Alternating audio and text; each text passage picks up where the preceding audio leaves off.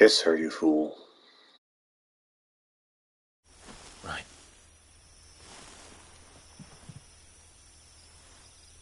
Good night, Clive. Sleep well.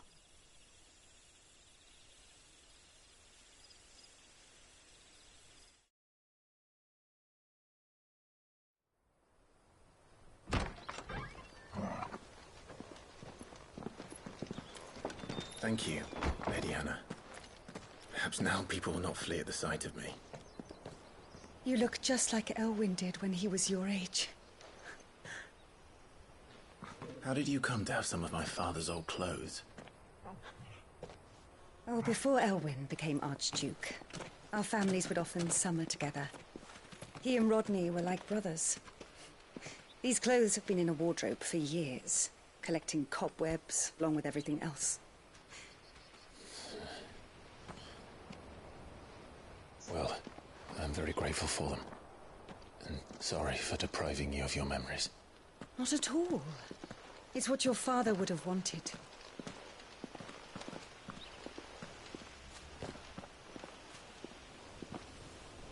They suit you well.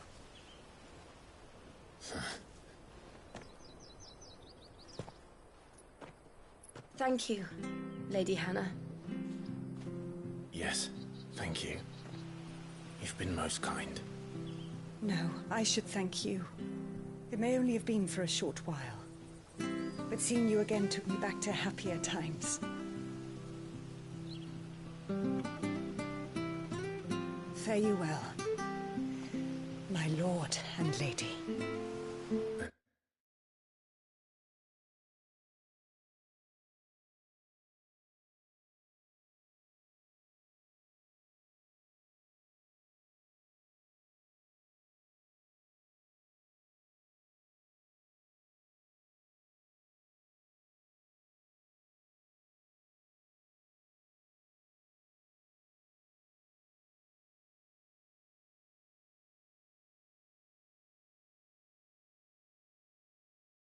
And you, Lady Hannah.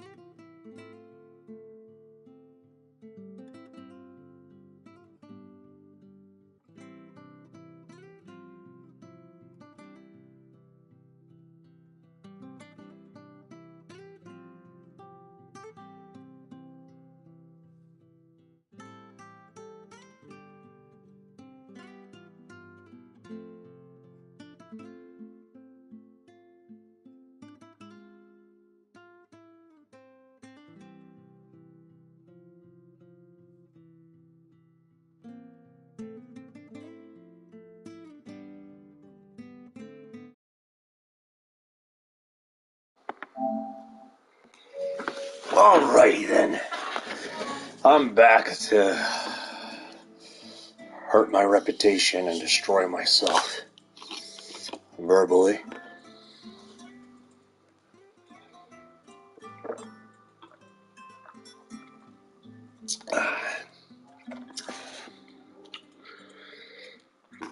witchcraft and wizardry.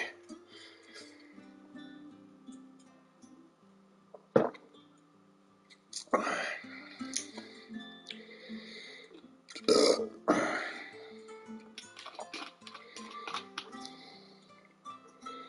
need to shave. My hair is a mess, but I haven't shaved. Up with a shower and still not shave. Just one thing I just neglect, apparently, been neglecting is my hair. Just letting my hair grow in all odd places without shaving.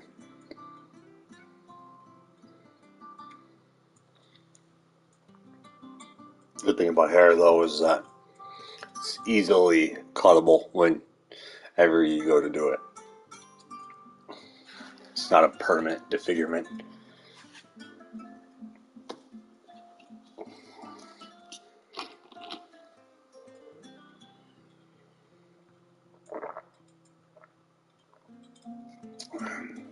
They hit the preference. Someone's preference of attraction.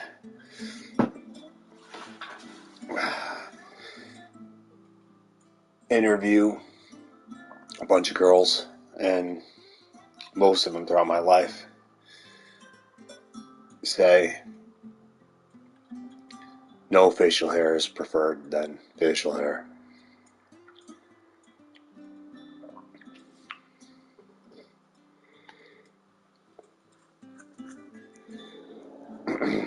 Believe it or not, actually, if you interview, or what I've interviewed, if you take someone who's rock solid with abs, which I actually was once upon a time, and, over that in a dad bod, interview a woman, and they'll actually, so far they've said dad bods. You would think the other way around, right? But that's not what the numbers said, at least with who was being interviewed.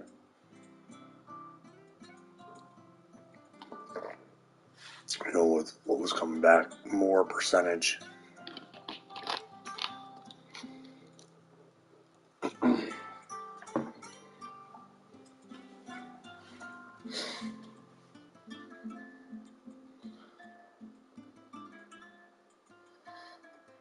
To be perfect,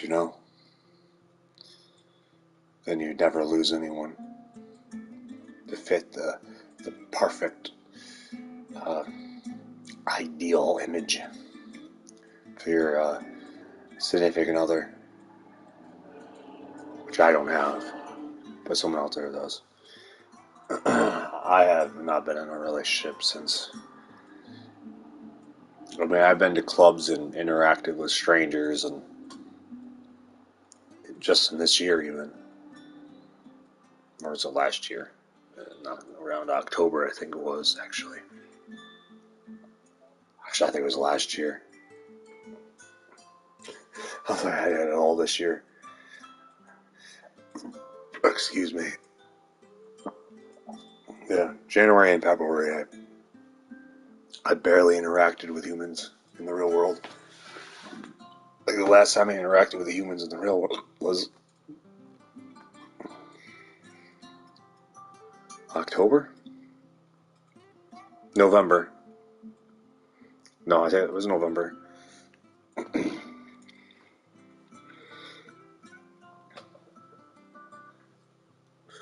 Come across all sorts of people. Some that seem legit, real, online. How do you know who's real? You think you trust that little corporate dot? I trust in hackers and modders, and unseen things, and occultism. And constant vigilance is still a repetitive war online, which ultimately does more destructiveness to the mind than anything good to the brain. In other words, all the internet's a lie, even when there's truth. And everyone that's on it is a liar, even when they're telling the truth.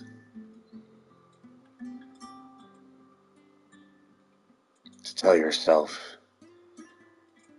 But this is life. To project yourself socially through telephones and shit even. It's like, throw the telephone in the fucking garbage. Talk like a normal human being. Texting, period, is cheating. If you require texting in the relationship, then you should just divorce.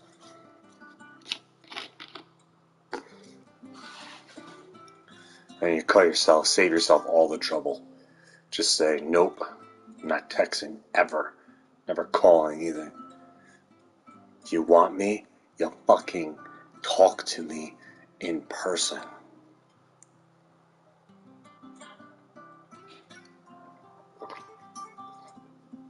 Or just be like, you must not want me. Because there's not enough money to be able to fucking want you. I don't have enough. I can't afford to want you. I can want you all I want. But if you're poor, it's like demand a fee. You know, those people online like, oh, it'll cost you. What? I don't even know who the fuck I'm talking to. I'm not giving you money, stranger.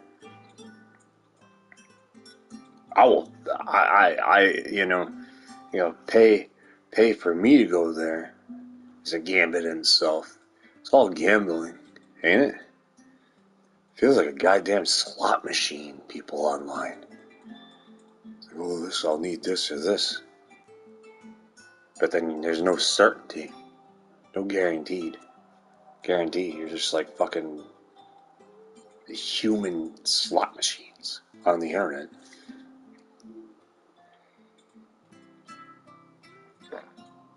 That does not motivate me or interest me. Make me interested. It actually does the complete opposite. It makes me less interested in you.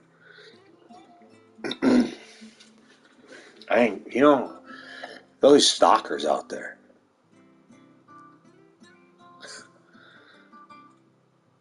Who has the fucking ambition or energy? I mean, someone hates you. If you're gonna stalk someone, then you gotta be like a master hijacker. To the point, and you're talking like, you gotta take this fucker away from their family to even be able to have a chance to succeed. One time you let them go, you've already lost. So think about all the work that a kidnapper has to go through to abduct anybody in this world or to stalk someone, and have to keep doing it.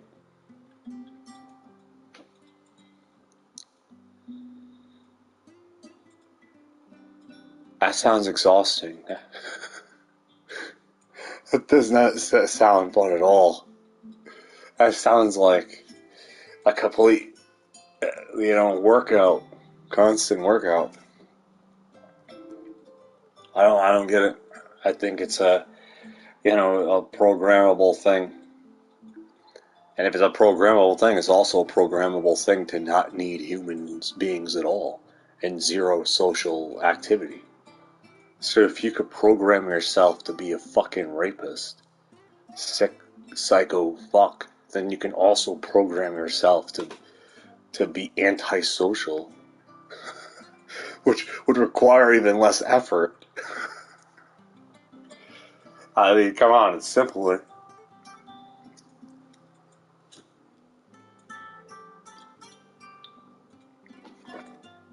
To get in the mind of serial killers, to get in their brains.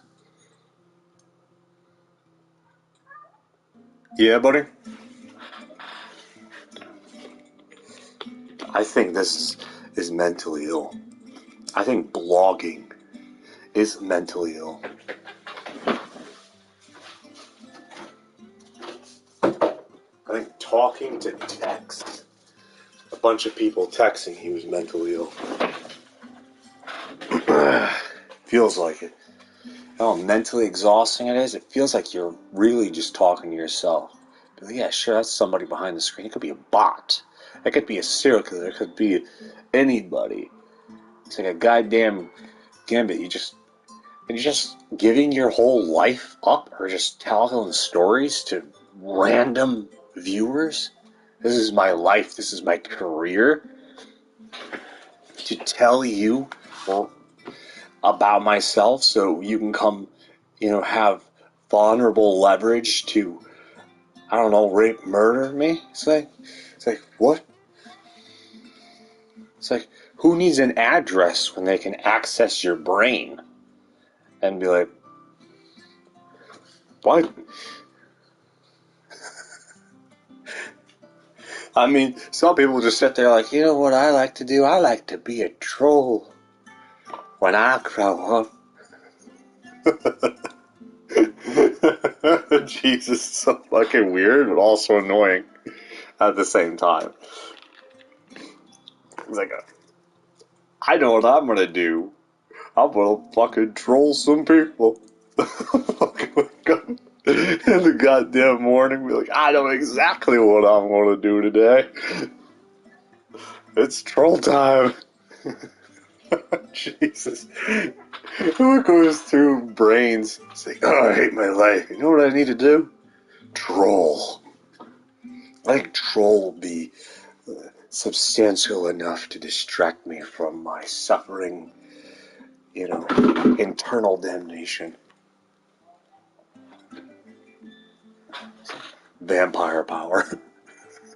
Do you call a brain like a battery? It's like, what's a battery?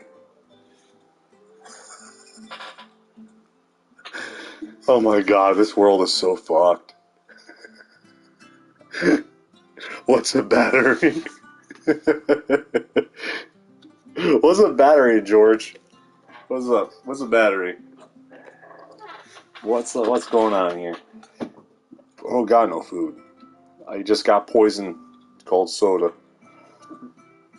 Which I really probably shouldn't be drinking, but I'm trying to partially kill myself here like a cigar smoker. Anybody who smokes and drinks is also partially suicidal. Anybody who consumes, edible poison is also partially suicidal. You ever think about that? The selection of the consumption, like chocolate. You're partially suicidal if you,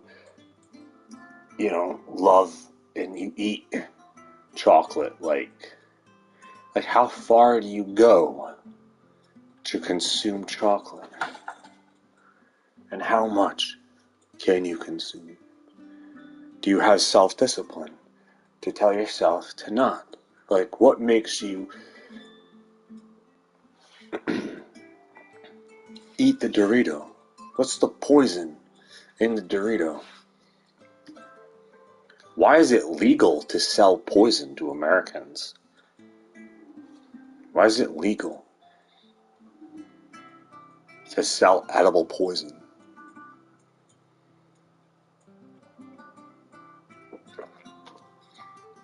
Mind-altering drugs. It's like, I know the answer. If you want love, all you gotta do is go crazy on their brainies. Or something.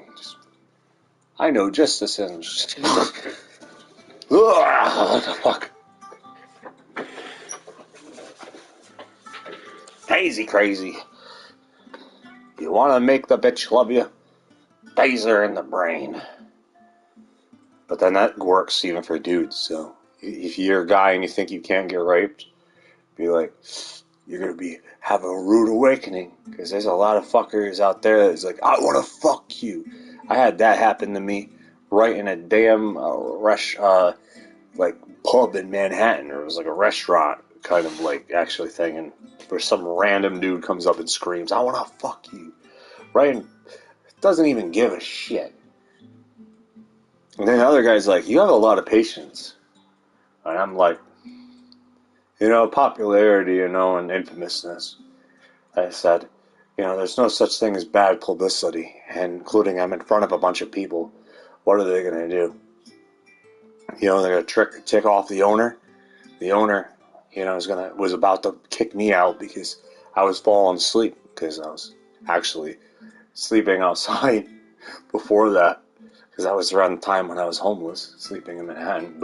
And then someone's like, that, you know, it's like part of me is like, no, you know, I'm not gay. I'm not homo. It's not who I am, but I'm not, you know, I'm not saying it's bad, but I'm like, maybe I should be an evil son of a bitch. Maybe I should, like, pretend that I like this guy just to rob him. Maybe I should be an evil son of a bitch. But at the end of the day, or morning or night, because it was late, whatever, dark out, I ended up going with, nah, I'll just ignore you and pretend, you know, this will expire. You gotta do this all damn day and night, because in the end, they're not gonna win anyway. They're gonna run out of brain capacity of the pursuit. Especially if you're doing it in front of a bunch of people. So some people are like, I can't meet you. That's why you meet them in public. So if you want a way out, you battery their brain out. No human I've ever met has the capacity to completely hijack a brain in public. Unless they're a singer, a musician. Might have the power to do that to someone, like, because they'd literally be like brainwashing entire frequencies to come in and try to, like, knock everyone out. And, like, people are looking at, like, competition, like, this is how I'm gonna get this person. What the fuck is wrong with you? Jesus Christ. It's like, nobody knows what love is. It's just like, oh, abuse. I know how to rape you. It's like, Jesus Christ. It's like, I know how to love you. I want to fuck you. They're like, it's like, and they're just like, almost like tightening their grip on their whole stance of their body. Like, internally suffocating a demon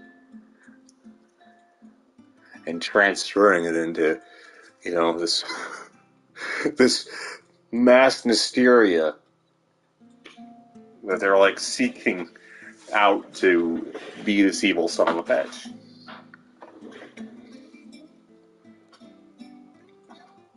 If I pursued every single fucking woman I was ever attracted to, I would be brain dead too. Like, what a waste of energy.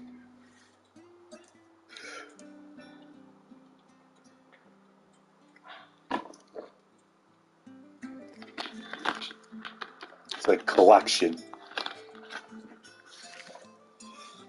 It's simply transactional. Jesus Christ. If that's the case, then I'm gonna be whatever the opposite of a male slut is then. Then if that's the case, then own it. Why be married when we have 7 wives?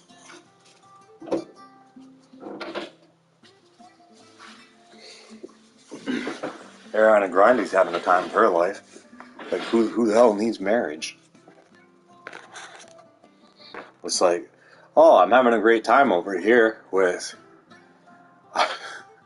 Florence Pugh, because you have the whole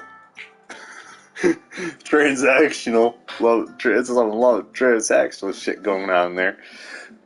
And then you have like, you hear about this Ariana Grande lifestyle. And yes, she's very attractive, and you know, I'm very appealed. You know, you're getting drawn in. You're drawn in this thing. I was like, yeah, well, okay, I could do this. It's like, you have your fun, have your time. And it's like, oh my god, I can't tell Florence Pugh.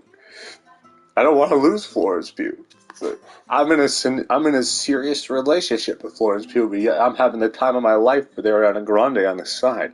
It's like, oh my god, I'm a horrible person.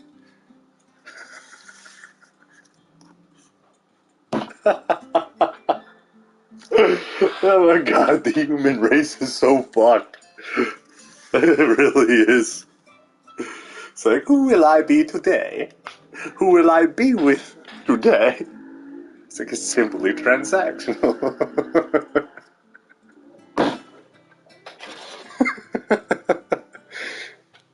It's the atomic bomb, but mentally.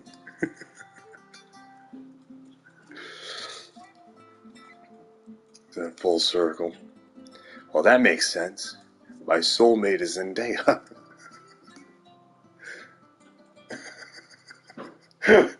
Jesus Christ. It's like, you just ruined it by saying God's name.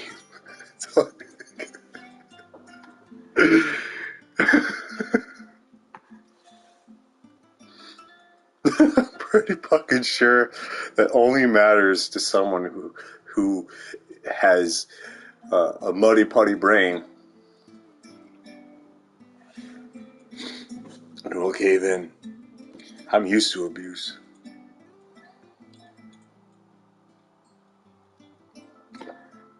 I can take it. I can handle it. If bombs dropped right now, I'm pretty sure I'd be one of the few who could handle it. I could adapt pretty well.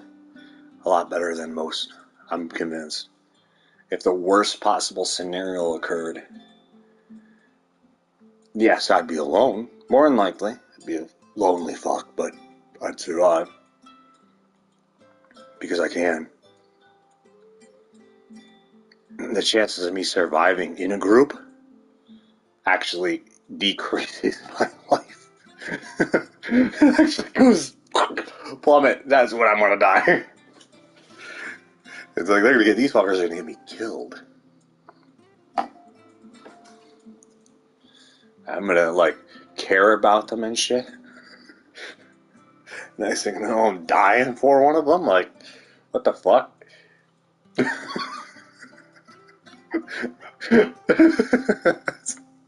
I think I'm gonna go the route. I think this way. It's like, why? Why? No! It's like, you're so cute. I'm actually taking real life experiences that I had, like, in LA, and trying to be like, what are you talking about? I'm pretty sure you're like, you look severely underage, and I'm not taking that risk. Like, maybe come back in 2 to 3 years and try again.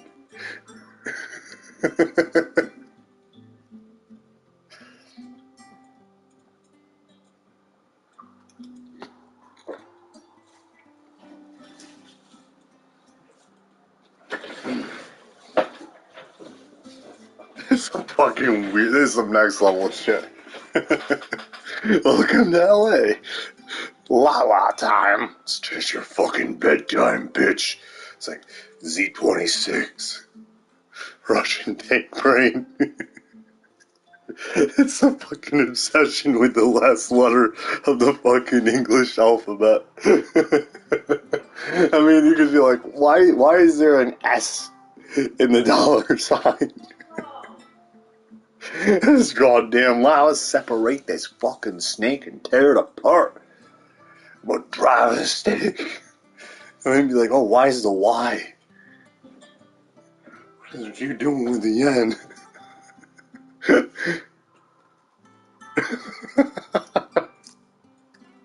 What the fuck are you doing with the yen? What the fuck did you do to the 25th letter?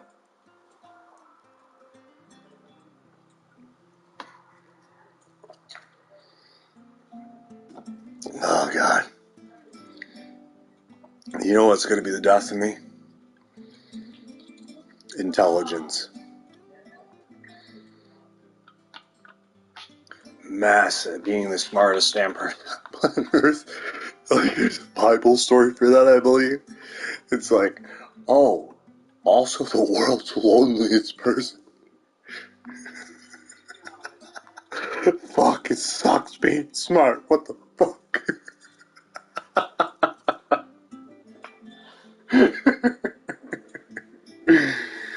Oh God, I need to do some transactions. I need to marry Florence Pugh like right now. That's my soulmate. After that interview.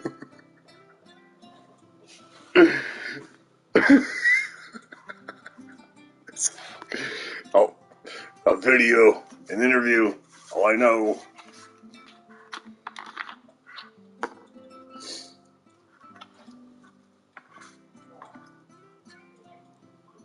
It's like The Shining.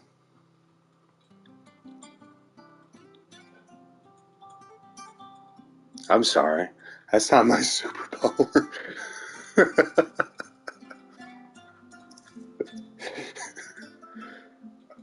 What's your superpower?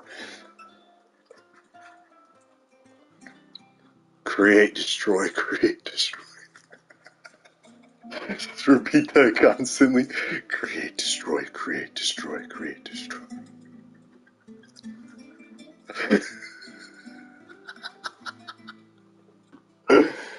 Oh my God, that's damnation. Like, my power is damnation. Dun dun dun dun. Fucking Doctor Doom over here. Like, Jesus Christ. You look like, you, do I look like Doctor Doom? It's like, you don't even look like Doctor Doom. But you sure do feel like Doctor Doom.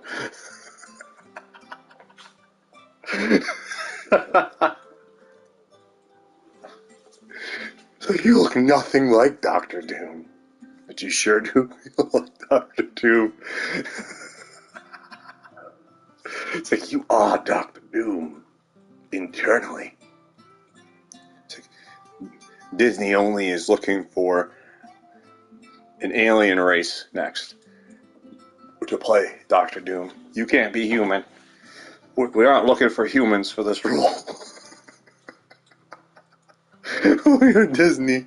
You have to make this visual appearance.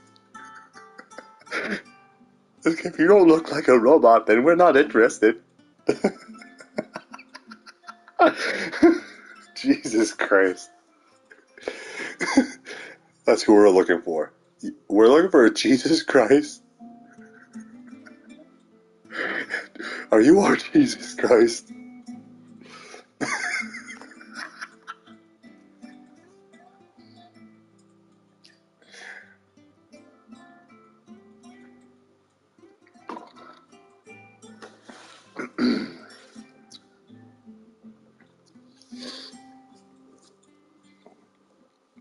So why'd you turn down?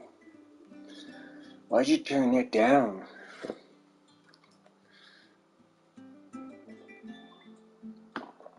What an idiot. It's like that, what's that saying? People use the RIP, but then you're like, so you're killing it. And you're like, oh.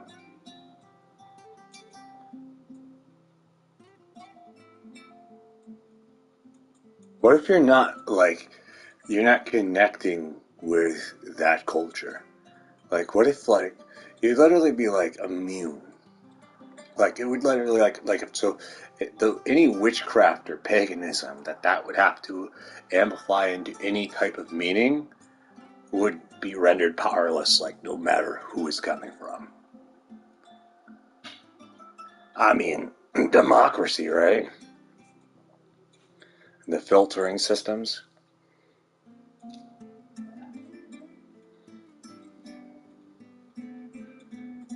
Last time I checked, brain cells live and die constantly, and that people can't keep up 100% with their own frames. Or they try, it's like hold patterns. Holding patterns. I don't need patterns. I destroy frames. Just as much as I can create them. I can destroy them, dissect them.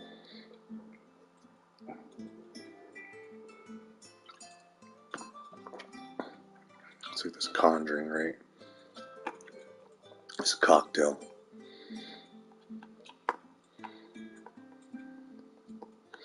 Put a cap over the cornea. And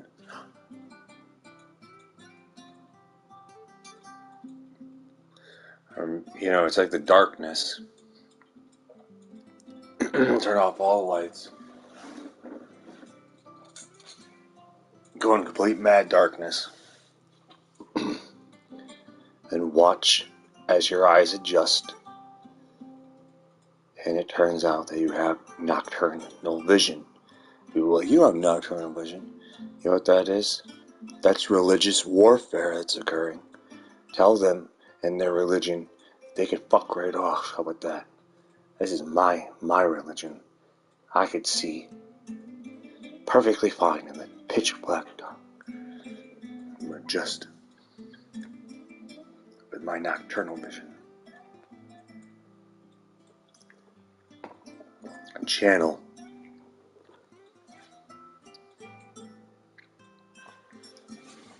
Get a load of those spirits. Get a load of those spirits.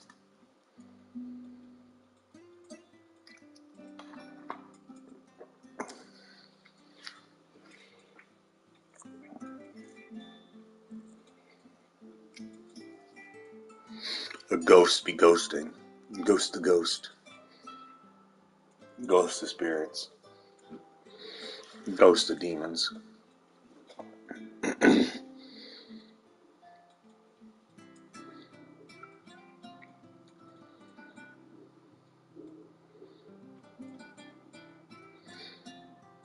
True love.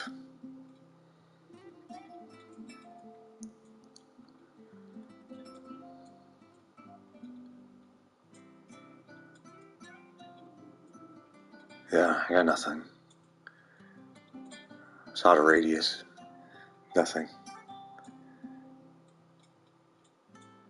Let me pull up Instagram and maybe I can find something. And channel. Find someone. And channel. Like, yep. There's my true love. Now, how in the hell do I get home? How in the hell do I channel that from distance? It's like, I love this girl, but she probably hates me and doesn't know I exist.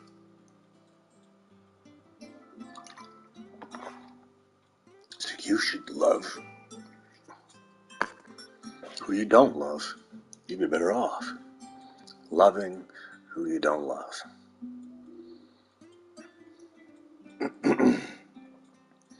You know what that's like? To someone who destroys and creates with their fucking brain? A timer. It's fake. Play the fake role. Play the character. But the chances of me coming back for a sequel for that particular character? If I don't have to play that character at all, there'll never be a movie to begin with. That character. So, I wouldn't even make that damn movie. That one. Go right in the garbage before it's even made.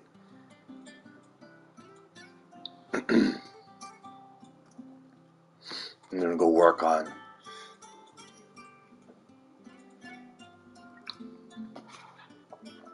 demonic comedies and scare away all the scare away true love, your potential significant other, and draw in only those that you're not ever going to be sexually attracted to. Are you even into goths? Are you even into your own culture?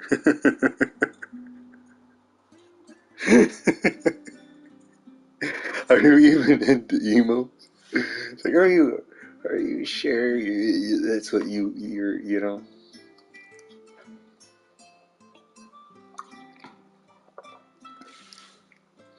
Do you want to have sex with fucking Lucifer, demonic demons? Do you find that stuff arousing? To me, no. I think I'm to think about it. I think it might make you could make it either a cringy or a comedy horror movie, perhaps, at best. But then afterwards, it's like, I'd like to write something, burn it in the fire, and have it never be made by me, and have them, maybe they'll make it, someone else, and then it'd be like, oh, like some people I know how to make this person love. Just because you think something is the cure doesn't make it the cure. Just because society calls something help doesn't make it help. Have you ever gone to therapy or counseling? Because I have. Do you know what that's like?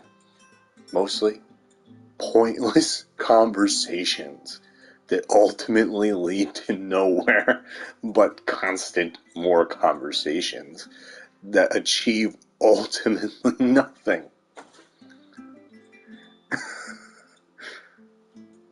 So you need a better therapist. Or maybe your therapist needs to be your significant other. The only way this is going to work out is if Lawrence Pugh is my therapist. Or Zendaya. It's like, can I choose an actress? Can I pick a model to be my therapist? It's like, because all the other ones are boring, suck, and lead to ultimately nowhere.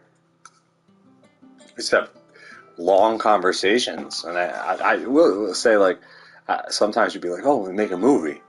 I was like, yeah, I like these ideas, and you start talking. Next thing you're like, why am I talking to a therapist? I should be talking to a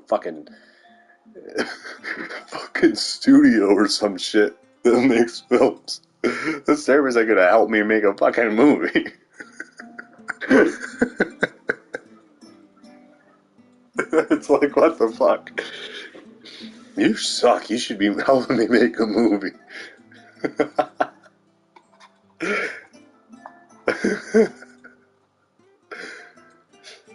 I can actually see that working. If Ryan Reynolds or Seth MacFarlane or something was the therapist.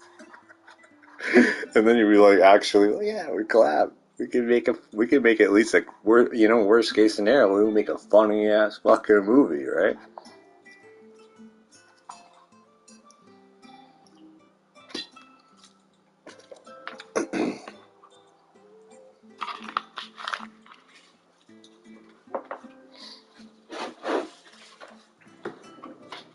It's like, where'd love go?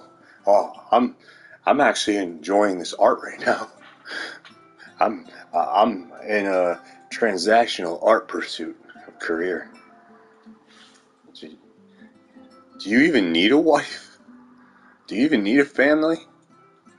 I'm thinking about it. I'm pretty sure my career can preoccupy my brain entirely. Come to think about it, it's like, I could just live on set, just keep making movies. Who needs a home when they could just constantly get lost in the art and just constantly make movies repetitively? It's like, fuck love. Love is for people who don't want to work.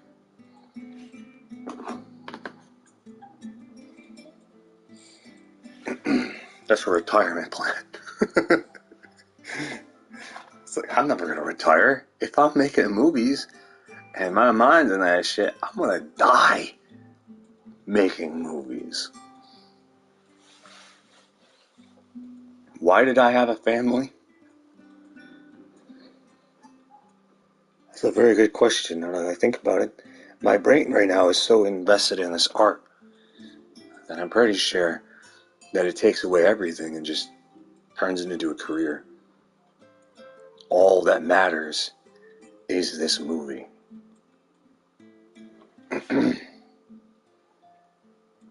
It's completing and making this movie come to life. And then the next movie, and then the next movie, and the next movie. I have no time for love.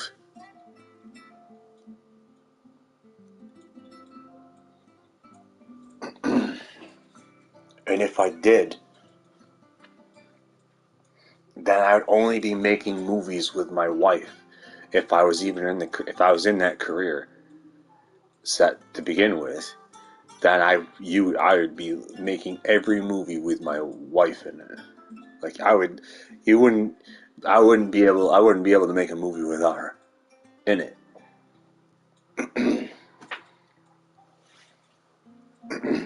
Being associated with it, just so I can make it work.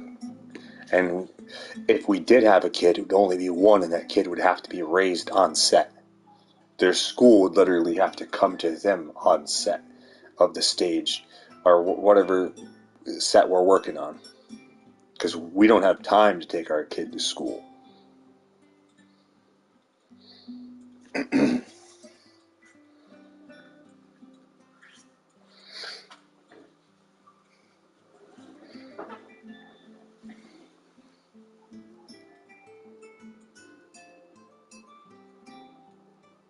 And there's an all-you-can-eat buffet. I mean, as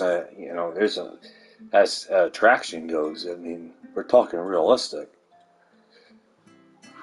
Like in the movie industry, what is there not to love about? Like, if you were to finally settle down and you found this girl that you could settle down with, and like constantly be in a relationship while you're working on movies at the same time.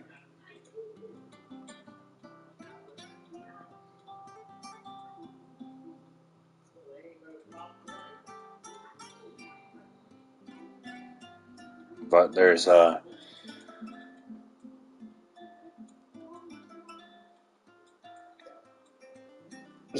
I don't know. That just was what I think.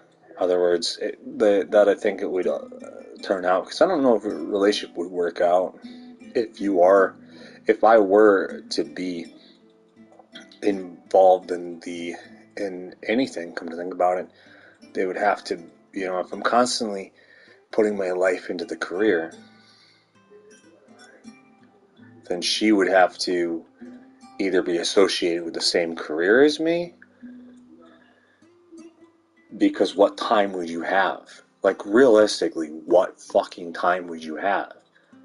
So it's to think about it, because if you're investing constantly in that career, you wake up, your mindset goes straight for the job. There's no time for love. There's no time for family. It's like, fuck that shit, right? It's like, really, you don't need any of that garbage. You're gonna be making fucking movies. You're gonna be working 24 fucking 7.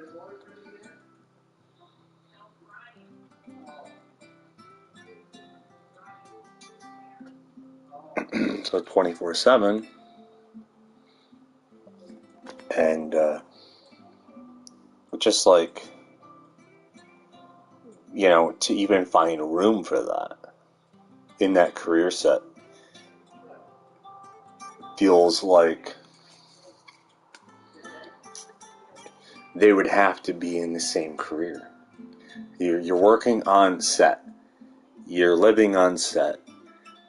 What you're working on, going from place to place.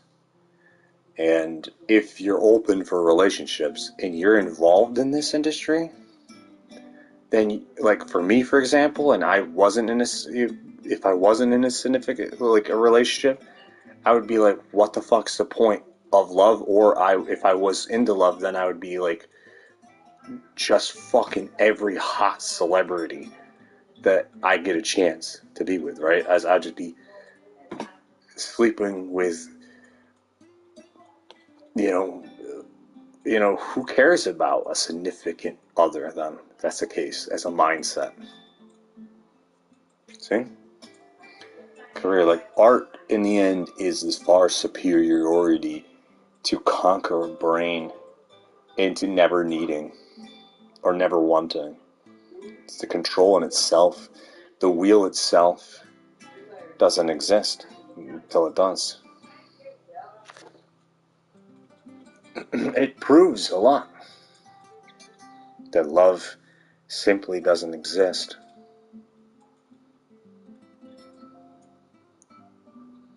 That hatred doesn't exist. That none of it exists. There's no such thing. It's like,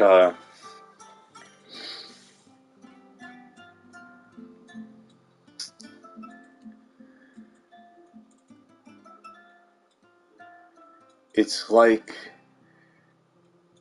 transactional programming of a career set. It's like that's not obviously love. That's just what you're obsessed with, what you're good at with channeling in that direction. Like, you could be like character creation, character destruction, create a house that's, turning into a Rubik's Cube that's slipping on top of another Rubik's Cube that is now absorbing and disintegrating into another Rubik's Cube while it's carrying all the life and essence of what was previously in the Rubik's Cube into the other Rubik's Cube by, disintegrating it while it's on top. This is mind-altering bending things. I can see that in my brain. I can vision that.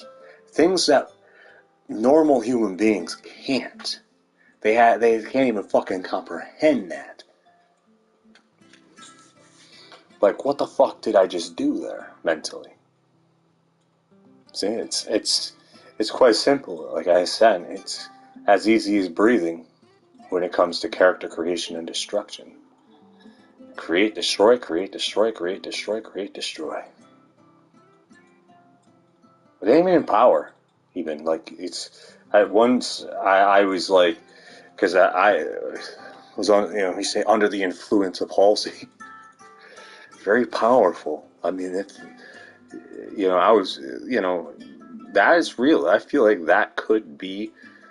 Because if you're talking, like, falling under the influence of someone, that they actually have power over you, and you haven't even physically talked to this person, but you can even simply hear them and open yourself up to them.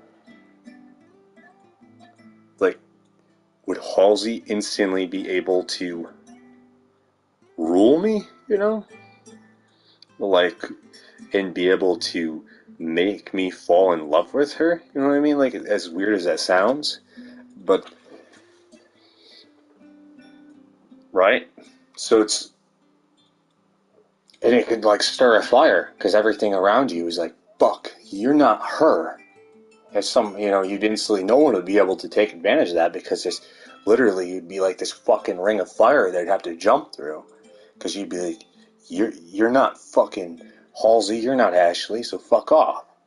You really create some monster inside me. It could, even. So it's like, it's that, that, is it passion, fire, abduction, spiritual damnation? Hey, but that's just an example, I suppose, of where things could go. Because then it's like, oh, I'm working on this movie, fuck the movie. You're tied to that contract? Fuck the contract. They could send the FBI after me, and they don't fuck it, whatever. And they're not going to stand a chance. Because I got Halsey, right? You'd be like, fuck you all. All I need is her. And then you'd be like, your whole fucking controller. It would just be like, there ain't no power. There ain't no love. Until Halsey shows up and decides that she's gonna make make me hers, right? Like, has this almighty power. You'd be like, nobody has that. Or you can have, like, Billie Eilish and like show up like monsters. But in a way, Billie feels right now, if I were to open myself up to that, I feel when I try to connect spiritually and emotionally to Billie, I also feel like more like collaboration, really, believe it or not. I feel like some of the first things I think of is that she makes monsters, she can make monsters, she can make weird things, and so can I. And be like, and I actually find a place where where I'm like, huh, I could actually work with her. I feel like even if we never were in a relationship, let's say, and never looked at it that way, be like, this is an actual person I could work with. Like, worst case scenario. Like, I will say I never had the fire of, like, saying, like, you know, of, like, something like the power that Halsey had, for example. Or, you know, certain things like where it's like purified ring of fire, like everybody can go to hell. You'll be throwing people in hell. Like, you literally, nobody matters but her. It's like that type of shit. Like, it will really drive can. There's things like that. And then you have, like, Billy that feels more like, again, art, I suppose. You connect and collaborate, but also like see like where things could go in the future, right?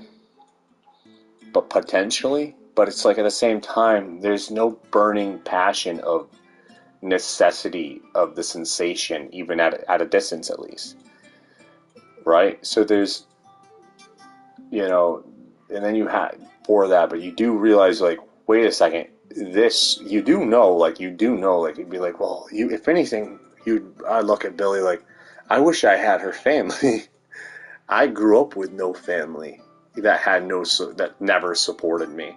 That's some of the first things I instantly start connecting with Billy on, is that where she has that family that I literally wanted when I was a kid. Like, I would love that, to have that support in the entertainment industry.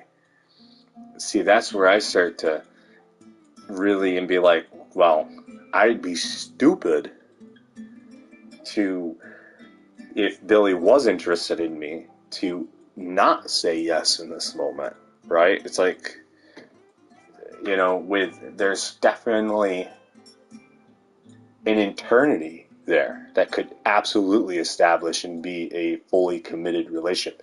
It may not be like that fiery damnation of, like, you know, fighting and for Halsey, right? For Ashley, like that, as much as that fire is absolutely there, right? That you could be there for, but it's also um,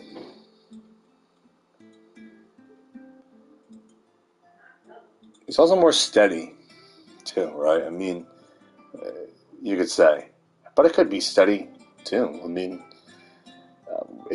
I guess it would be intriguing to see what, basically, you would be surrendering yourself to Halsey, right?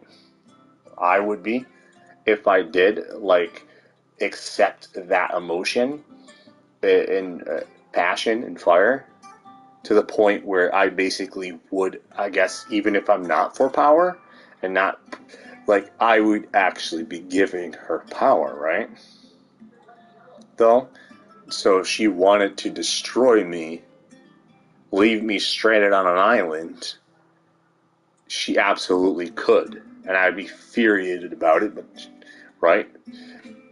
So but it would still be able to be happened. It would really tell you, like, if I was in a relationship with her, it would really tell you who Halsey really is, right? If the world saw that and knew me, and that was a thing, and I was in the industry, and, like, we did collab and you know, and date, then if we broke up, you definitely know why. I would tell you that would basically say that Halsey's a horrible person, is what it would say. And the world would now know that it was completely her power choice. Now, if Billy and I broke up, then, and if it did go, then it would mean that that either of us could have been the bad guy in the relationship, where it kind of like is open. Like there's no way I'm the bad guy in a relationship with Halsey. There's no way in hell. Like, because all power surrender is completely up to her. So it's like that case. Then it's like it would be completely up to her. You have Miley Cyrus with The Shining, right? In comparison, and you start looking at this and like Miley,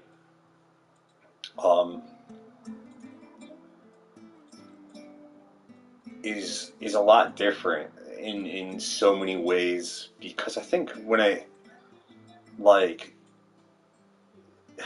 it's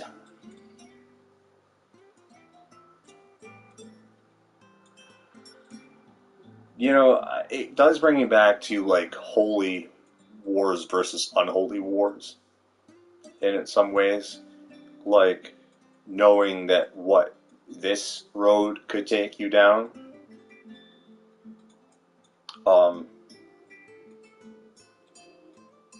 This is why I always said, like, I feel like if I were to go down that road, like, I would feel more safer with her sister Brandy.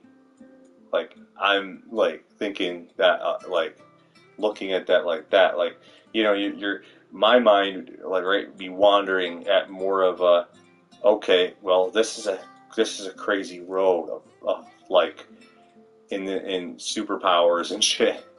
The things that you're not supposed to believe in, but you're experiencing these sensations with Miley. But at the same time, it's like, if there was competition, like real competition, it would be Miley. Like Miley would be hard to defeat, but could be defeated by like self-damnation or something, right? Like or in a trade factor, like you would be able to change and alter things in that pathway than when you would like look at like Brandy, who is going to be more like give off more of this, like less. I don't have to worry about all this other stuff. Like Brandy is like more steady. Like I could, it's like it's just clear, like a clear winner. And if you were to put the two of them together, and if you were like, do I want to have a good time, and that's it, then go with Miley. Do I want something more than just a good time? Then I believe Brandy would steal that from her own sister. Or could.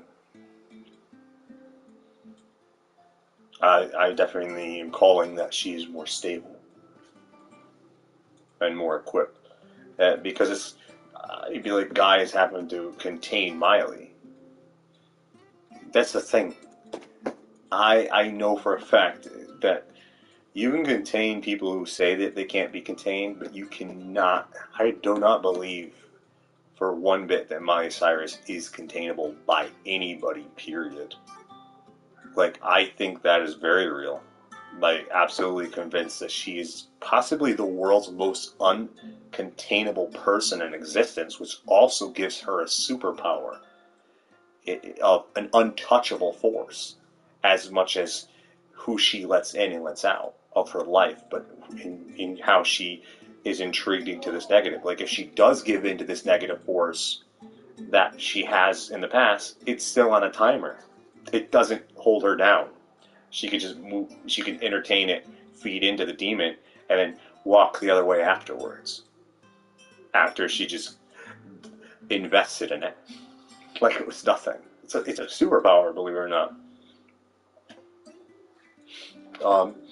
So it's and then there's people that I don't know if they are singers or know less about, right, or less connectivity that come across. Like you took even Florence, and look at her, and what I actually get from her is intelligence, actually. So I think what she would bring to this table is is actually growth and intelligence. Like, she would actually be an ideal partner in probably just about anything. Like, even if it was just a project you were working on. So, and then Zendaya does remind Wood. It's interesting because I don't see. It's almost like, you know, I don't see her last name, but but when you think about that, and I connect to that, and I look back, like, oh, wait a second, my first girlfriend in this life, and then you're like, there's just something that feels full circle. Like, if there was like a destiny fated to be and come back to something potentially and actually be better, and an imprint that could be the finale. Like, I don't know, there's a lot of entertaining aspects there.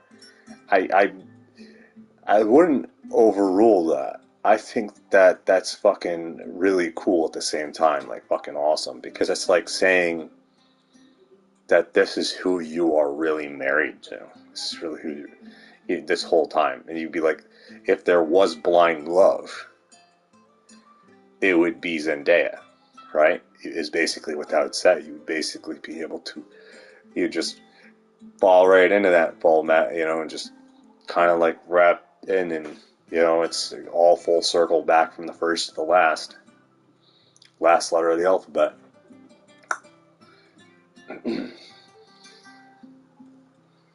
Other words, she's the lady you marry. Like, I could see that I would get on my knee and propose for sure. Like, I could see that in image right now. But at the same time, that's if that ever occurred and was led down that road or went down that road.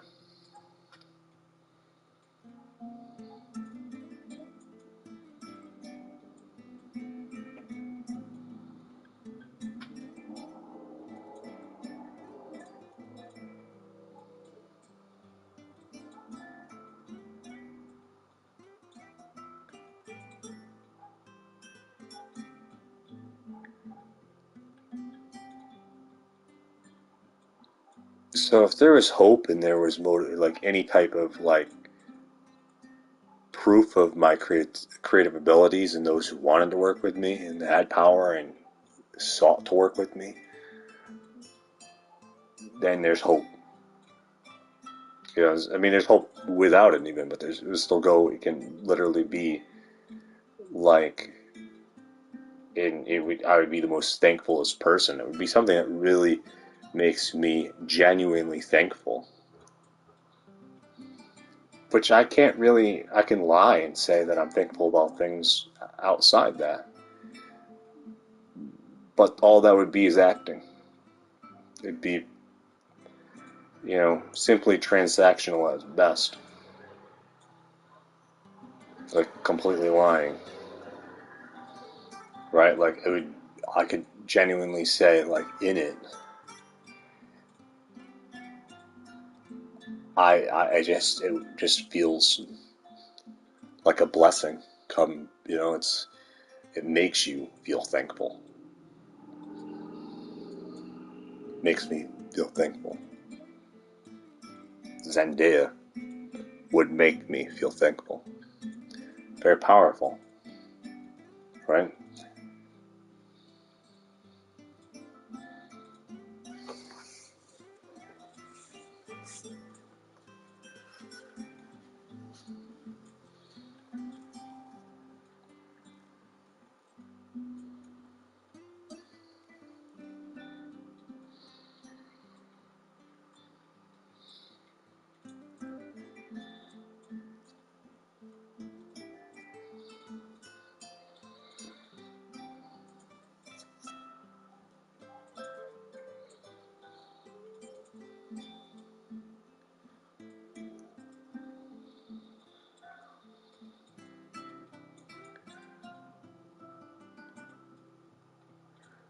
Again, though, with thankful and with hope, is you have to be careful with those things because even just as much as feeling something like that is enough to imprison someone into like the mirror of horizon.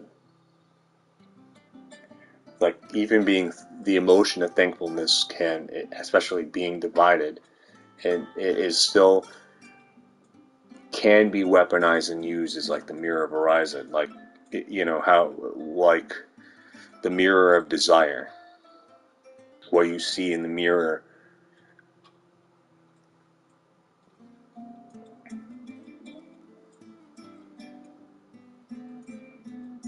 You know what's interesting is that I've won literally like people that walk in front of the mirror to see what they desire most.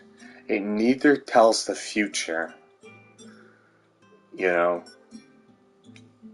It doesn't necessarily tell the future, right? So it tells you your most deepest desire.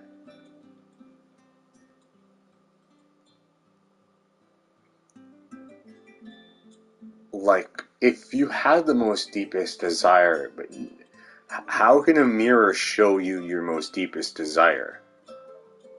You ever think about that? How could something visually, like what would I see?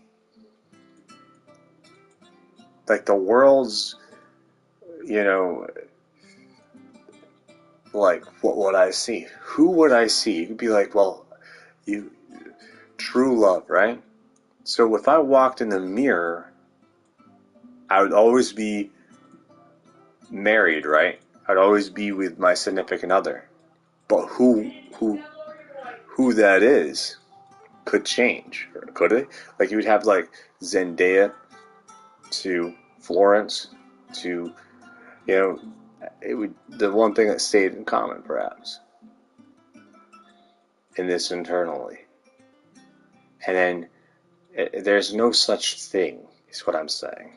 I don't believe that there's an internal desire of that is like a selective tune internal desire because it's too programmable. It's too like it's changeable, alterable. Like it's just like that doesn't apply. It's fraud. In other words, mirror of desire, but it's to forget to live, to dwell on dreams, right? And that can be taken and interpreted differently.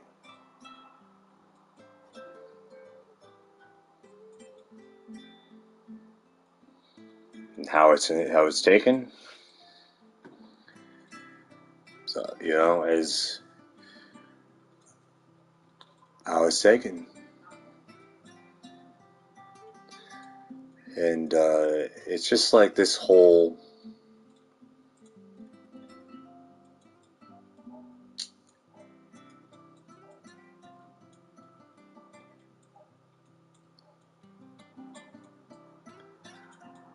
Well, we live in the United States, so at the end of the day, there is no such thing as love. There's only power. There is only, this, the, you know, numbers, right? Because how could there be when there's dictation? Because the only thing that comes with dictation is war.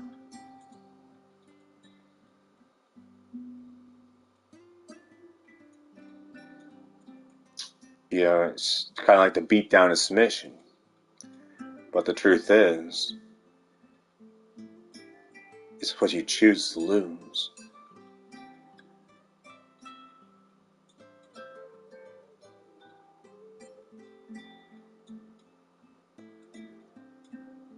It's like what you give power to.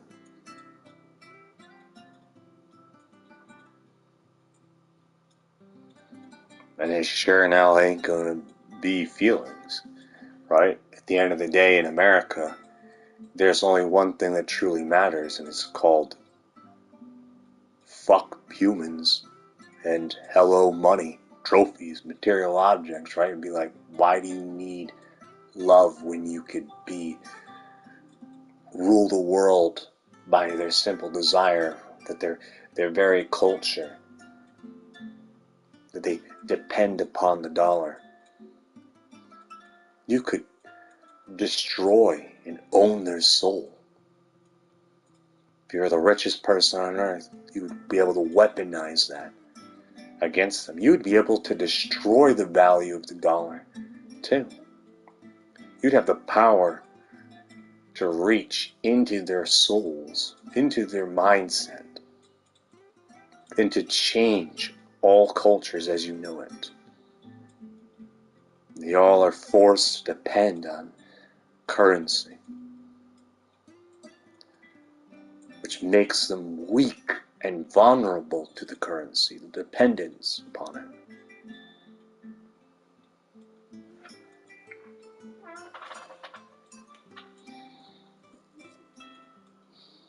And there's sweet talking and all the imaginary, white lie, stuff, right? A lot of psychological tactics.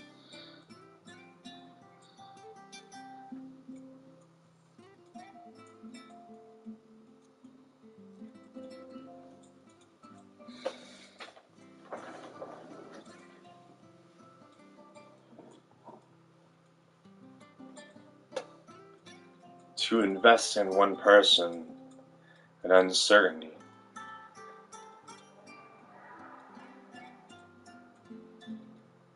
You don't know if the person you love loves you. If you love someone who does not love you, that will always be power. That will always be transactional, right? If you think about it, it's unreal.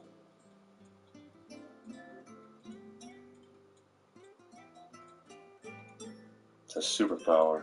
You could use it as a superpower.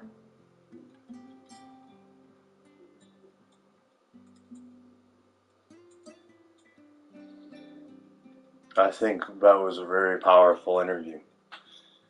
And that's very powerful wisdom coming from a very powerful soul. The world knows her as Florence Pugh.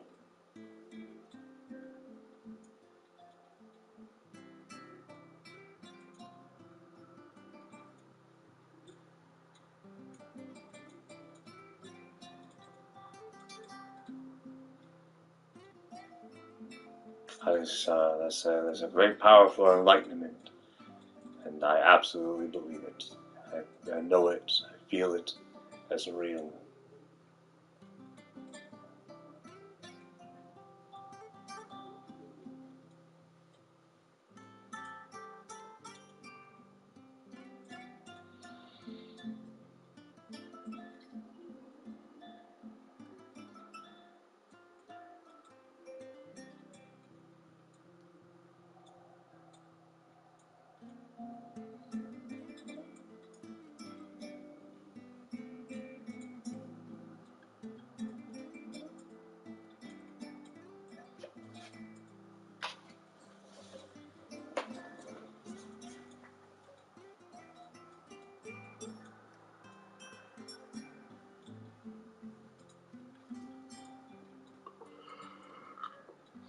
Again, if you think about it, again, even though some people may not like me repeating this, but it's true, one of the worst things in existence is dominance. Is this, is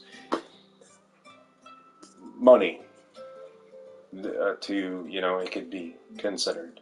You could use it as a weapon in itself against the entire human race.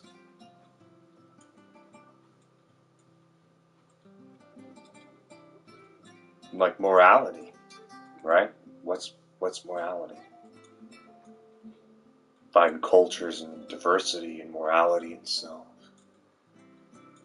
We could say some people can be good at evil. What's it to be good at evil?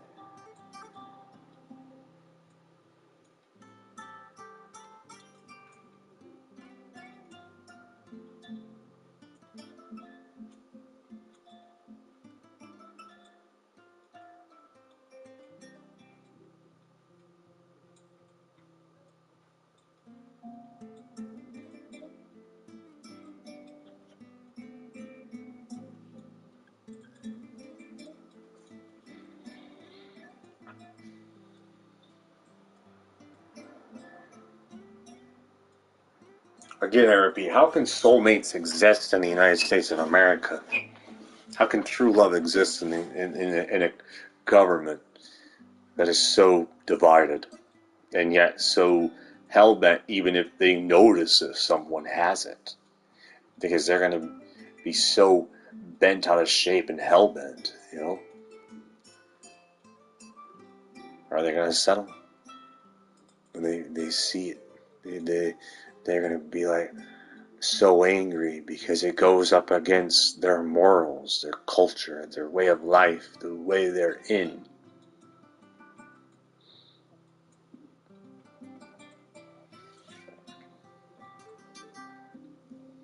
Exactly.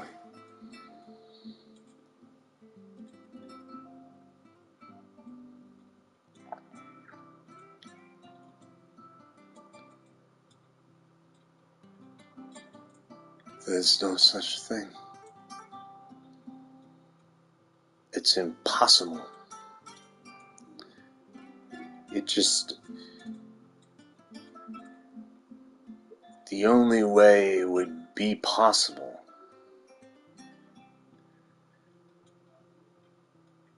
is with sacrifice at the doorstep.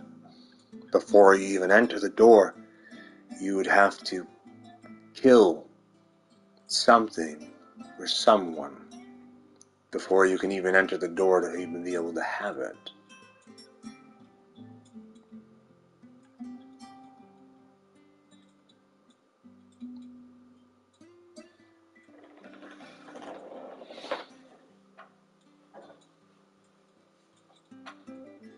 Democracy is a bitch.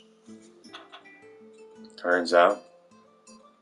And it is not on the side of morality or one's belief or one's true love.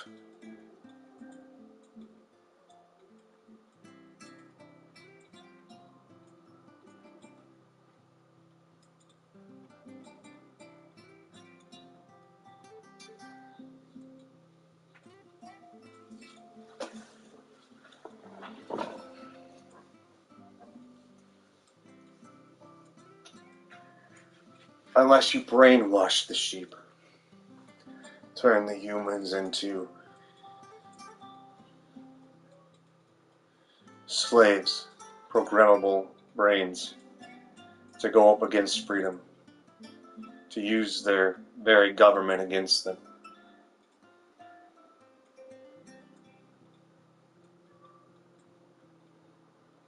Which is actually what I believe exactly what Russia is trying to do, actually, what certain governments are and have been trying to do to the United States.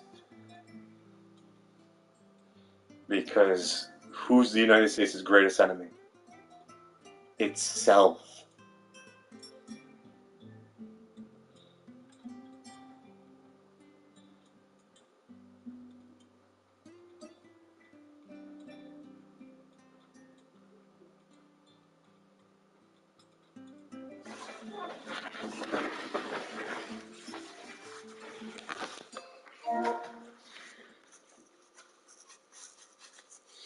Where'd that 25th letter go?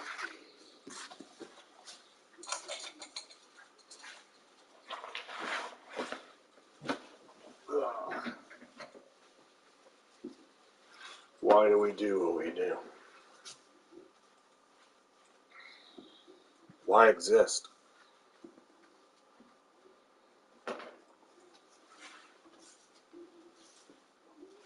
Why obey? Why disobey? Why rebel?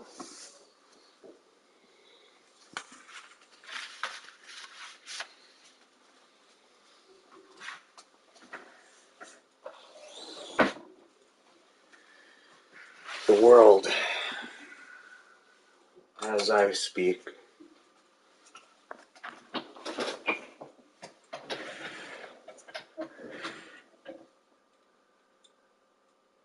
is not humans.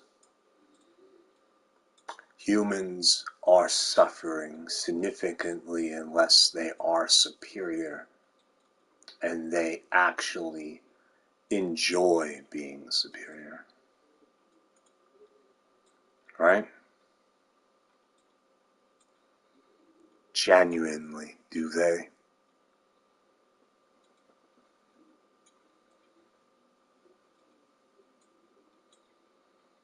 Turns out, there's evil existing in this very moment. One safe door shut is another intoxicating white lie that leads to a more tormenting secret full of horrors. One sugar-coated tale is another victim, unseen.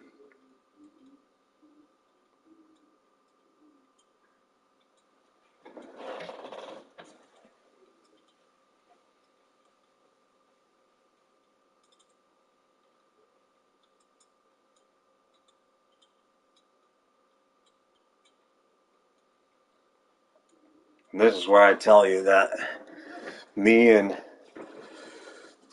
Emma Roberts will be starring in our own American Horror Story show. And neither of us need to own the rights. And it's not associated with the current American Horror Story, but yet it's spelled exactly the same.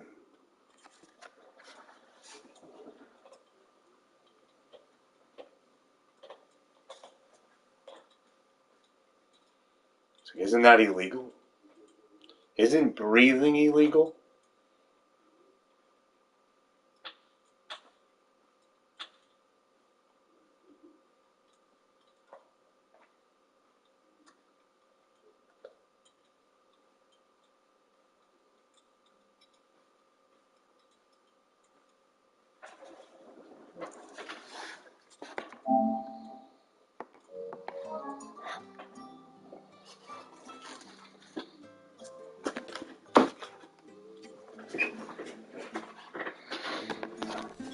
If we follow the road to the north, it should take us all the way to Phoenix Gate. Let's go.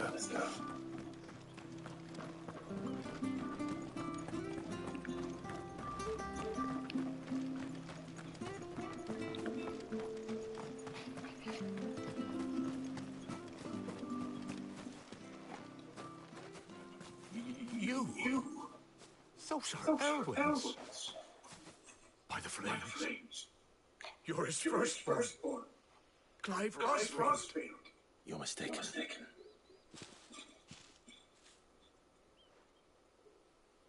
Oh, you can't fool me, my lord. You're the very image of your father. And that would be true even if you weren't wearing his clothes. The self-same garments Hannah was keeping for you, if I'm not mistaken. She always swore that she would never part with them Until until the day Elwyn's sons returned. And now that day has come. Why, you'll be able to take your bearers back as well. My bearers.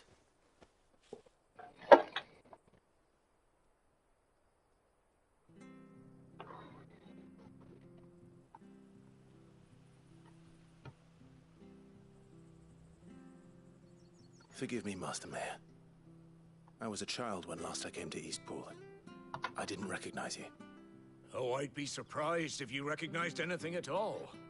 Much has changed since Rosaria fell to the Empire. Not least for the bearers. who once served her noble families.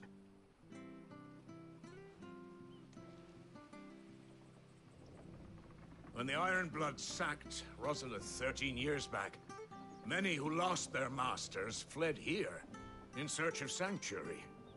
And never returned. Aye. The plan was to send them home once we'd won back the capital. But then the Imperials arrived. Rosaria became a province of Sanbreque.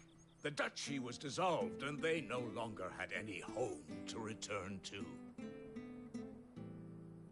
Back in your father's day, any bearer who lost their master became a ward of the duchy. We'd hand them over to the sheriffs, and they'd be assigned a new position. But when we saw how the Empire treated their branded, we knew that wasn't an option. So they've been here ever since. And now you want to give them to me? They're yours by right, Lord Rosfield. Bequeathed you by your late father. And they'd be better off serving you than hiding here. Indeed, many of them used to serve your house, and still considered the Rosfields their masters. I'm no one's master. Not anymore. They wouldn't be safe with me. I understand. You'll forgive an old man his fanciful notions. Been daydreaming for too long. But still, I would ask a favor of you. A small mercy. If it is within my power. One of the bearers is an elderly fellow who still swears absolute loyalty to Archduke Elwyn. I don't ask that you take him into your service, only that you meet with him. Let him see that Elwyn's son still lives, and that he's as fine a man as his father ever was. It would be my honor. Thank you, my lord. He sits by the well most days, watching the people go about their business. If you could show him your face, I would be most grateful. Vampire Diary, that shit.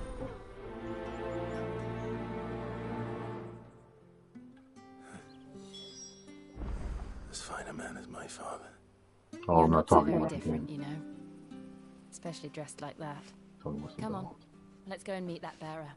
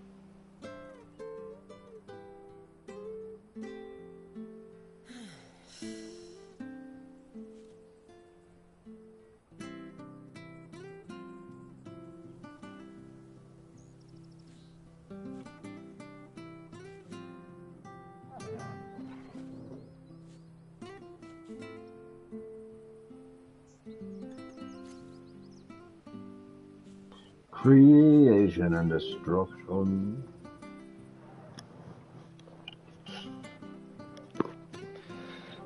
Master Mayor. Branded. Put on a shelf and sold.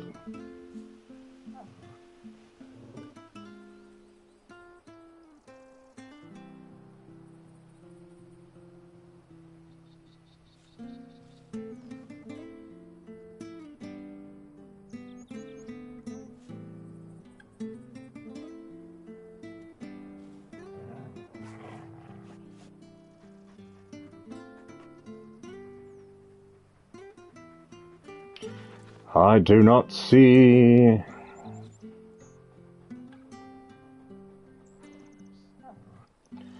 where life will be.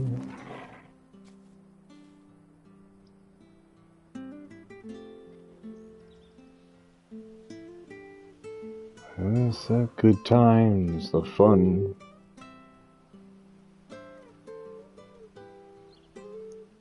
The soulmate robbed, taken away.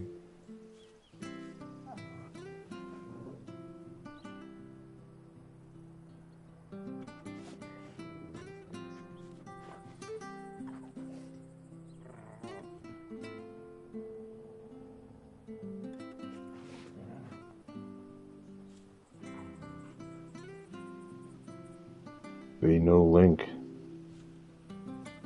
no way to entrap one's soul to be false trappery.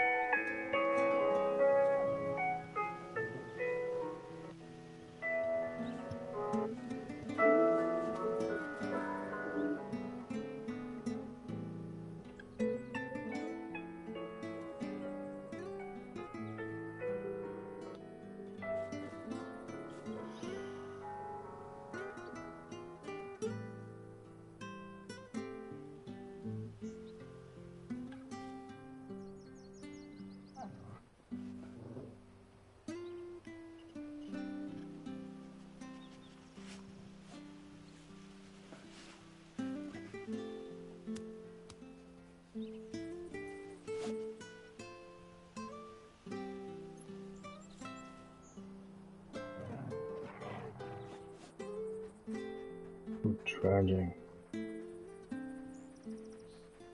Sad.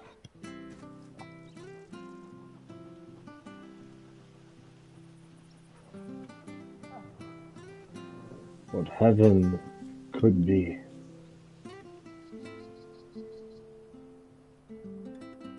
If not careful.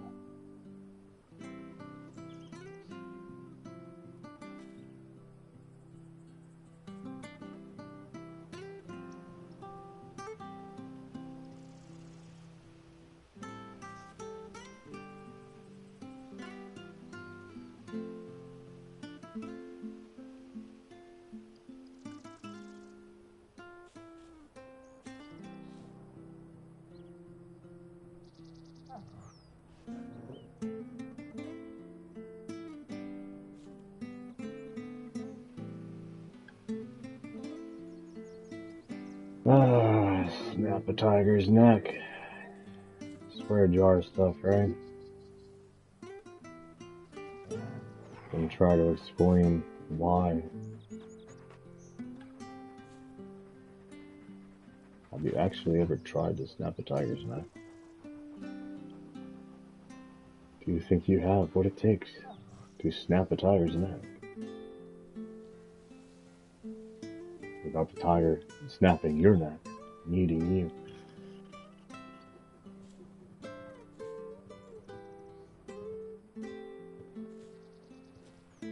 Hey look, it's 7-Eleven.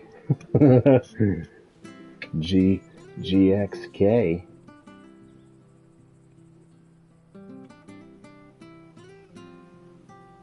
Godzilla versus Kong. Or Godzilla times Kong.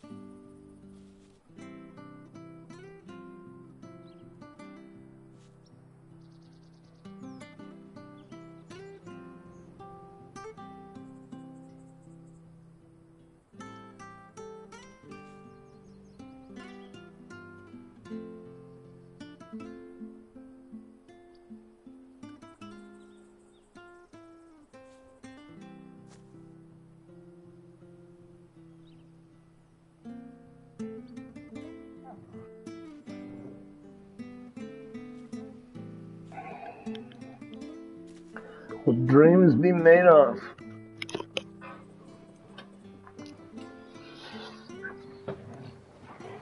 Dreams are very tormenting. The most heavenliest things can also be the most tormenting and nightmarish. Do you know why? I do. It's called depravity. Deprived love.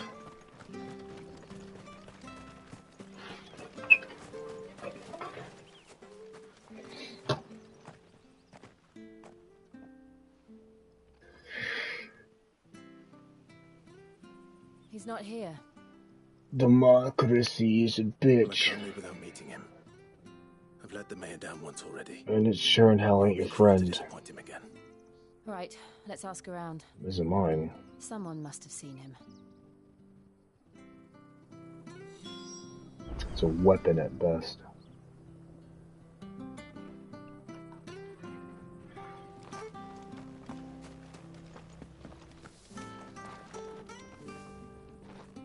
Good day, milady. What can I do for you? Branded I'm on a looking for a show. bearer, an elderly fellow who used to serve the Rosfields. Jesus. Have you seen him? Ah, that old loon. No sign of him today. These Funny, people he's here. usually down by the well at this hour, cooking up his fantasy feasts. Nah. I'm sorry. Oh, he worked in the kitchens at Rosalith Castle back in the day. Who the hell's the name Still of the main think he's character? there now. You'd often hear the poor fool chatting away to the Archduke. Living in a dream he is. But better there than here, I suppose. Can't imagine the Viceroy stopping to trade tales with a bearer. Can you? No. Anyway, you'll be around here somewhere. Killed his brother. He has the path to stray too far. Thank you. Doppelganger. We'll keep looking. The second upbringing.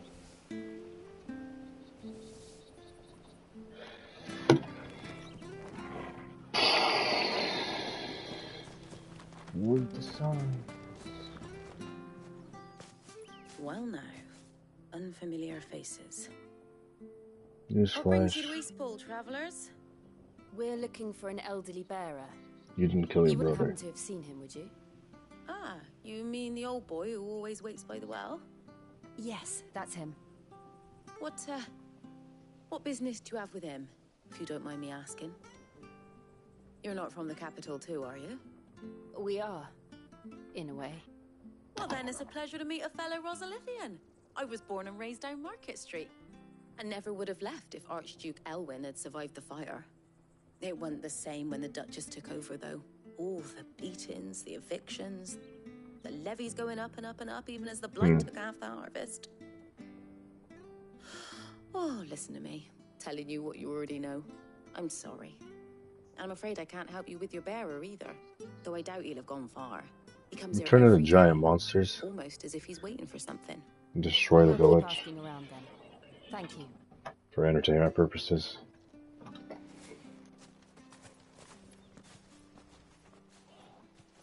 Oh, hold on a mo.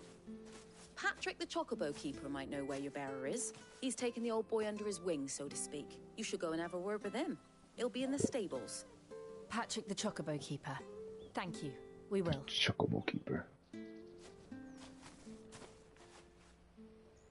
I'm sorry, Jill, for making you do all this in my stead. It can't be helped if we're to keep up the pretense. Come on, let's head for the stables. She's the only reason why I haven't quit.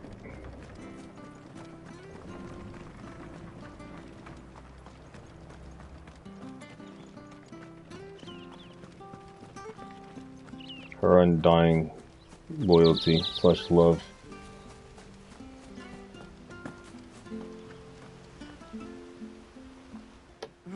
Where the bloody hell's he got to? Jill Excuse me, but is something the matter? is a far better person than this It's guy. this bearer I've been minding. I take my eyes off him for Boring 1 as minute and fuck. he disappears. He's not in his usual spot by the well, nor anywhere else in the village. You must be Patrick. I am, but And this bearer you're looking for, he's an elderly man who used to work in the Rosalith Castle kitchens, yes? that's the fella. How do you know all this? I've never See seen the you in future. Eastpool before, but you seem to know the place better than I do myself.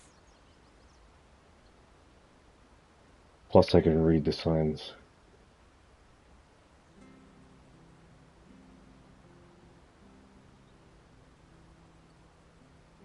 I'm talking. So she's broken. that's how it is. Well then, Yep. if you're acting under orders of the mayor, you're on about to help me find him. He's been losing what little sense he had left of late, saying the sheriffs are coming to collect him and that he needs to go back to the castle. I was supposed to watch over him, keep him out of trouble. But if he's walked out on us, there's not a lot I can do. Shining. Understood. You keep searching here, we'll look for him outside. Thank you. I'm in your debt. So fuzzy wuzzy. I hope he hasn't wandered into trouble. Let's just concentrate on finding him. Disgusting program.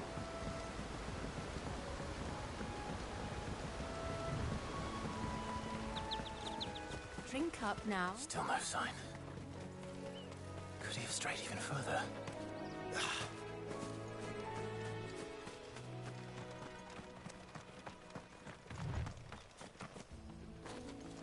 fuck?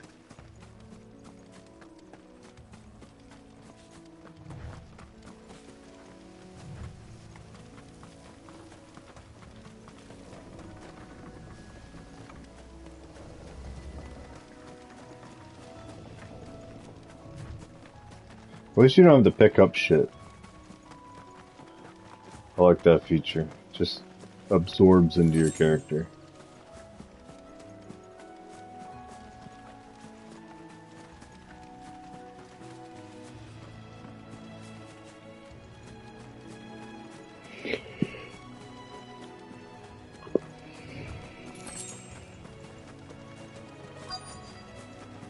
Most of the shit I'll never There's use. someone over there.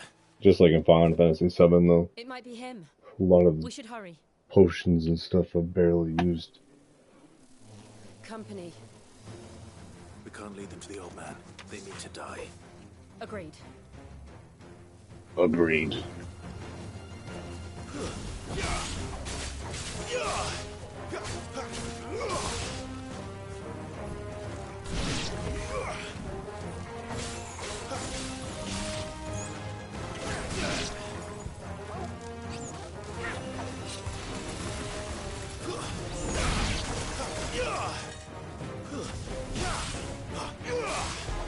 That's enough.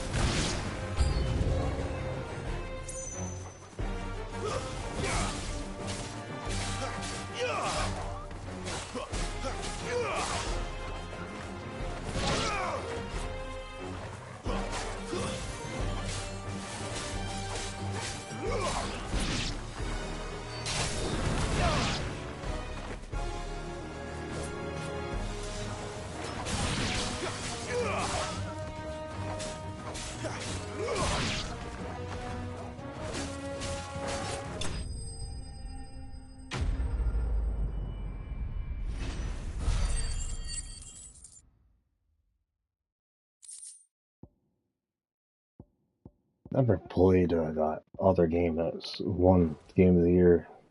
Well, how many fucking Game of the Years? Was it Baldur's Gate 3? Are you all right, my friend? Come on. I'm not Let's go sure home. about it. Your Grace, Still, you came for me. mostly the dice. I waited for you so long. You finally came. I used to play Dungeons and Dragons Claire. for companionship, to hang out with people. I hated Dungeons and Yes. Dragons. I Pray confess. forgive my long delay. It was boring as Nothing, Your shit. Grace. Unless I was prayed to the hosting the founder game. that you would come, and at long last, That was the only he answered. thing I liked, but I Will wasn't you allowed to return host, the so castle, then? I There is still a don't know. place for me in the kitchens. No, I think I would have enjoyed it if I was the host. we will not be returning to the castle. Not yet. I'm on a very important expedition. One which Because may it's take more some you time. get to create the whole campaign. Wait for me in Eastpool I like that part. until my journey is complete. Playing the I will come campaign back on for the you board set and following someone else's then. I campaign. promise. Of course, Your Grace. For you, Is I would boring as gladly shit. wait until my dying day. At least what I've played. Must have just played really bad campaigns. Or campaigns I wasn't enthusiastic about.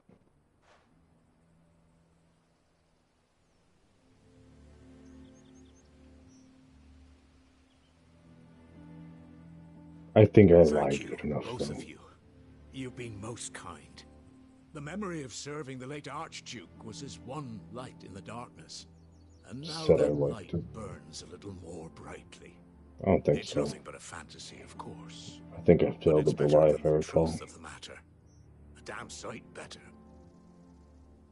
In the end, I hinted The towards blight is on our not doorstep. liking it. Our harvests are failing. The people are leaving in droves.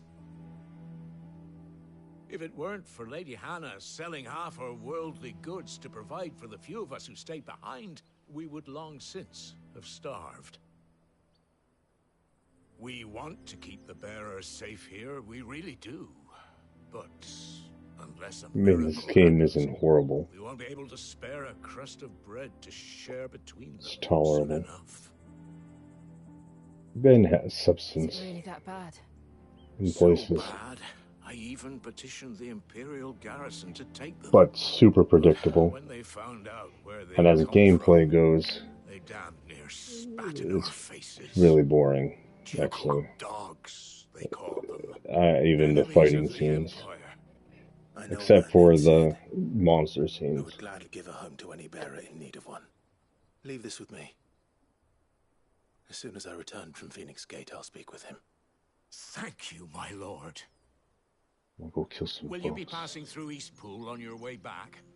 I should very much like to speak with you again, if you have the time, And talk regarding the future of the village, and what might be done for Lady Hannah. After all she's done for us. Yes, of course. This would make a great movie. I'll be back anon. Fare you well, my lord, my lady. I don't want to watch the I movie wish right you now, a though. safe journey.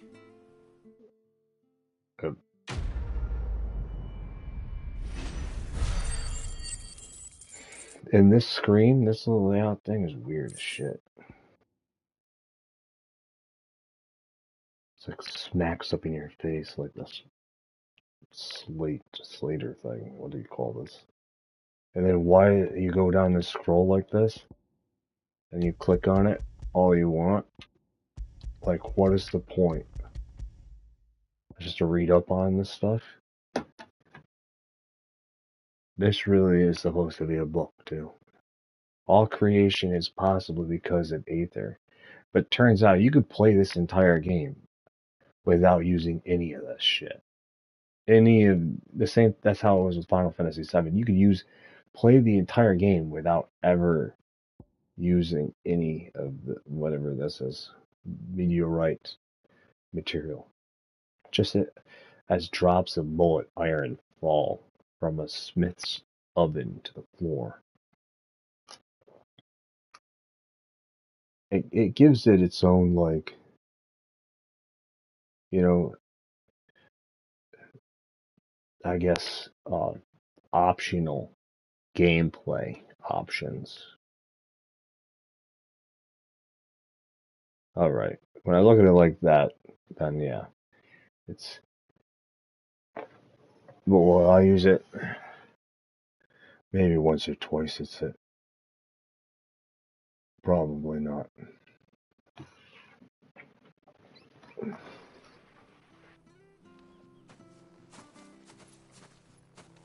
It's more fun than The Witcher. The game was boring. You don't see what other people see. Or maybe I do. I'm just over it.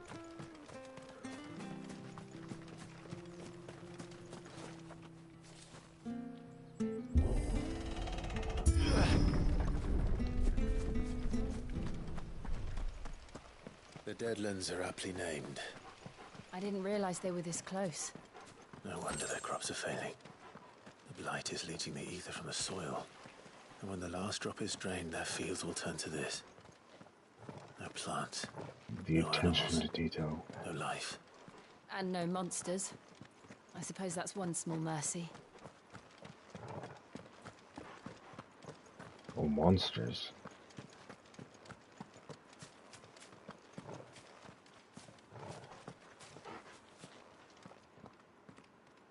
We won't be able to use any magic here. Another thing to worry about. As if the absence of ether didn't cause enough problems. Take away the lad's life force, and problems are all that's left. Sunk. Look up at the scenery. Absorb the beautiful art. I can hardly imagine what this place used to look like before the blight took it. Venom shows up. I remember. Kills everyone. It was beautiful.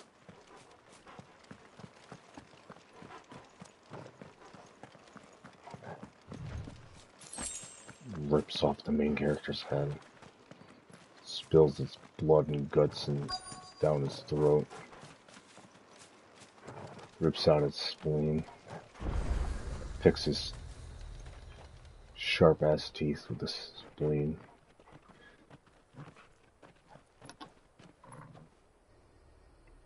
There it is. Phoenix Gate. Where it all went wrong. We just left the puke of venom. Come on, Clive.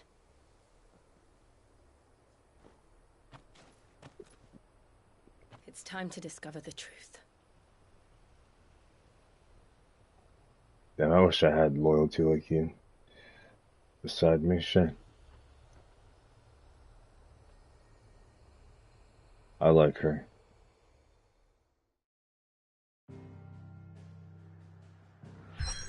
She's alright. Alright. Oh, now we're splintering. The dim. Oh no, actually it's right there. The side quest here. More side quests. More side quests. Dragon's Inn. Look at that. That's a glory hole.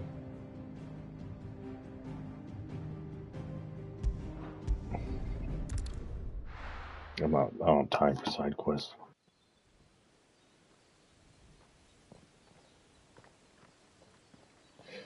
I will probably do in Final Fantasy VII Crisis Core. But that's the thing, like, there's something about it that just... The characters is what it is. It's almost as if time had stood still. It has a shitload of wicked cool characters. I suppose no one had any cause to return here. Story-wise, No. I think it just went It's into just as I left it. Kingdom Hearts 3. I predict. Or Kingdom Hearts. And anybody knows Kingdom Hearts, it's... I don't know Kingdom Hearts, apparently, because it doesn't make sense to me. I think it's just characters. Let's have a look around. There is no story. It's not about the story, it's about the characters. This is what Kingdom Hearts is about. That's how I look at it. Could I have done this? I could see Goofy in this, come think about it. Sitting up there on that ledge, on this giant rock, with Daffy the Duck peeks his beak across out here.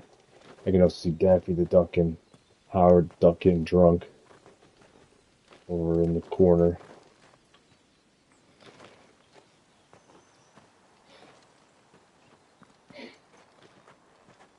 Dude. Deadpool and Wolverine. If there's anyone that Disney and MCU should trust to take over, is Ryan Reynolds. I have complete faith in his mindfuckery comedy. What is it, Torgal? And Hugh Jackman's complete loyalty Clive. and love for the character of Wolverine.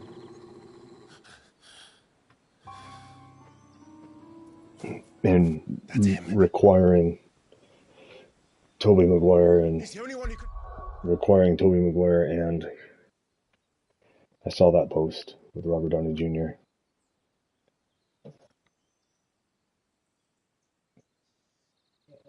I say do it. All OG characters, do it. It would be awesome. I don't think this could be a PG-13 movie, though. I think that this Avenger movie is definitely the first ever R-rated Avenger movie. How can you have a PG-13 Deadpool movie and have it be good without downgrading his character.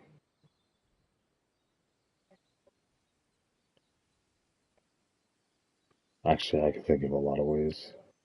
Just like how you can put gore and pervertity into a PG film.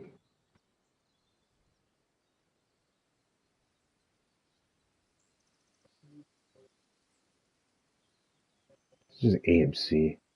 Like I like the response when they're like they say like in that last episode, like they actually use the word fuck. Like for many, I remember back in the day when you used to watch The Walking Dead, you know, they would blur out language. Like swear words were bad on TV, but ripping someone's head off or throat out wasn't. Was acceptable. I was like, what the fuck? I got a weird code. AMC got a weird fucking code. I would think that would be worse. Right? I mean, that's worse than swearing and nudity any day. That all that murder.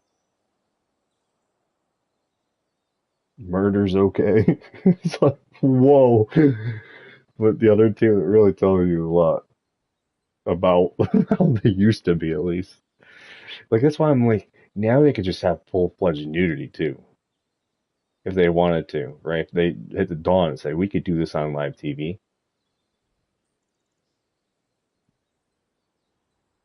I mean, for God's sakes, we're cutting off heads, ripping out throats, which it doesn't get any worse than that when it comes to fiction. Unless you're showing, like, real murder or something.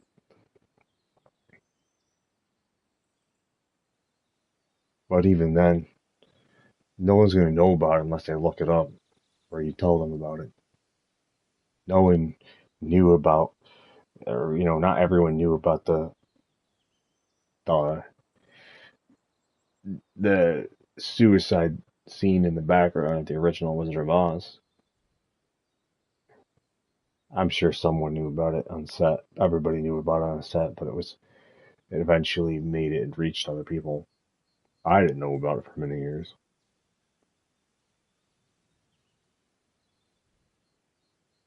But then again, I didn't look for it. And I didn't tell someone. I was like, not while I was watching the Wizard of Oz for. But when I watched the Wizard of Oz, the first time I watched Wizard of Oz was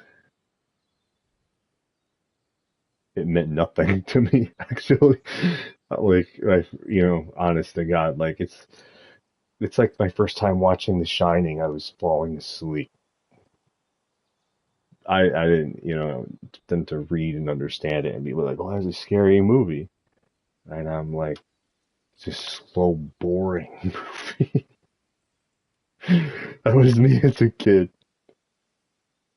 Or the show. The first time I watched The Shining, I was like, I couldn't see what other people were saying. And then finally, I was like, later on as an adult, I went back to watch it, and I'm like, looking at this movie, and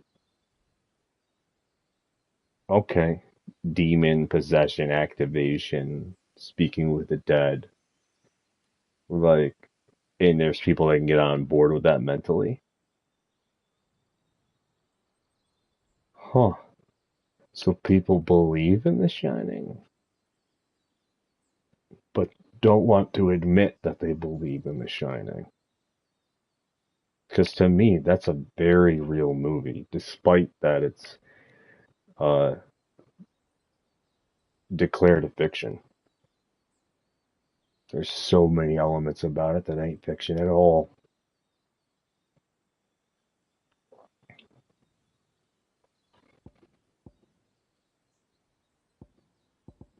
Same thing with Wizard of Oz. There's very realistic why it's such a powerful movie. Same thing with The Matrix. The concept behind it very, alone.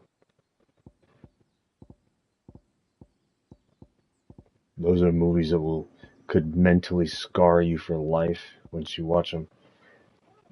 You might wish you'd never seen them, part of you, because you'll never be able to unsee those films.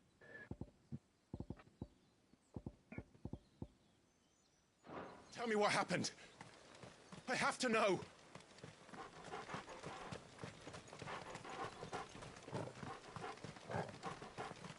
Pretty powerful. Not the first time I watched them, though. First time, I was never drawn into them like I was with Pokemon or Harry Potter or Jackie Chan's Adventures Where is he? as a kid. Nowhere to be seen. I still like that and think about it every now and then. Overall, the cartoons I used to watch. Damn it! He's like a bloody eel. What is this place, anyway? Some Jackie sort of Chan's shrine? Adventure. Oh, sorry. You've never been here before. The This Adventures of is the Jackie Hall Chan. of the Gate. The With the gate? Chinese zodiac signs. It's a relic of the I'll fallen. be right back. Only the phoenix.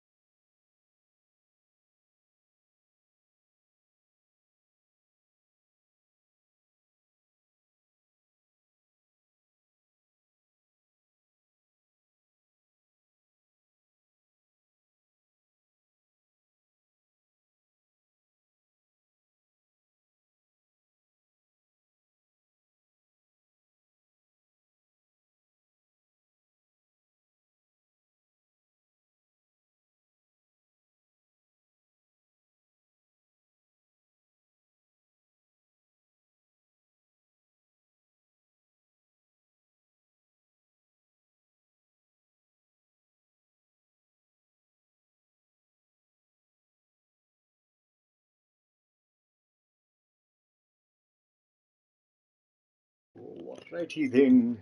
I am back for now. My spirit friends. My imaginary friends. Let's go watch that movie.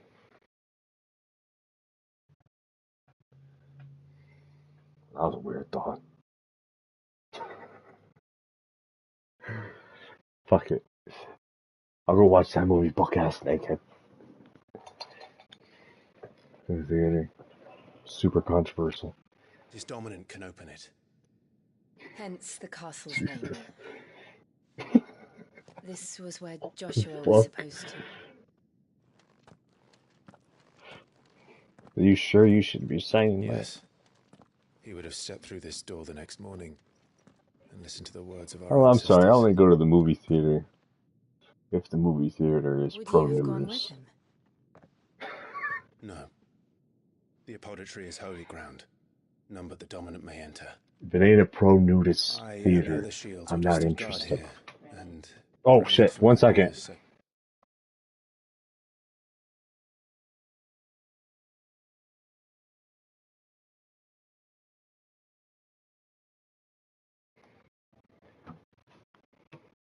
Getting yelled at. Return. Noise complaints.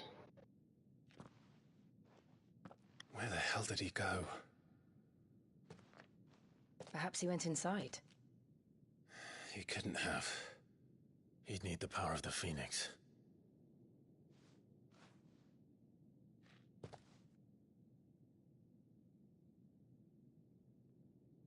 How the hell are you supposed to stream in a house? The man's quiet. Like ASMR. But yet, there's so many background noises, despite it's like, my noise is far more superior than your noise. Noise wars. You think that this is my first choice of a life? Well, hell no. I'd much rather be making movies or music. For free, Thank you, even. I wouldn't even, Joshua. if I had it my way, there'd be no Are money you sure involved. about this? We'd just make it. But unfortunately, we live in the United States. Nevermore. Make music, too. I feel like I would. Co-make music. I would never have my own album.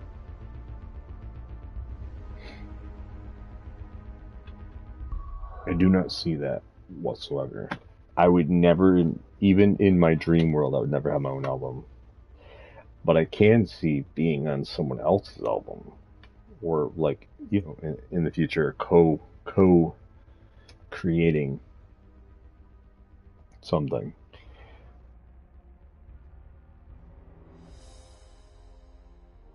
And if I did was associated with the album, it would probably just be like porting past tense stuff onto an album, you know, that I was associated with creating or co-creating, which would also have other people's names on them, which I feel like would never be allowed to be done in America. So I'll just be on individual albums, other people's stuff, which I could see that in the dream world. Co-creating.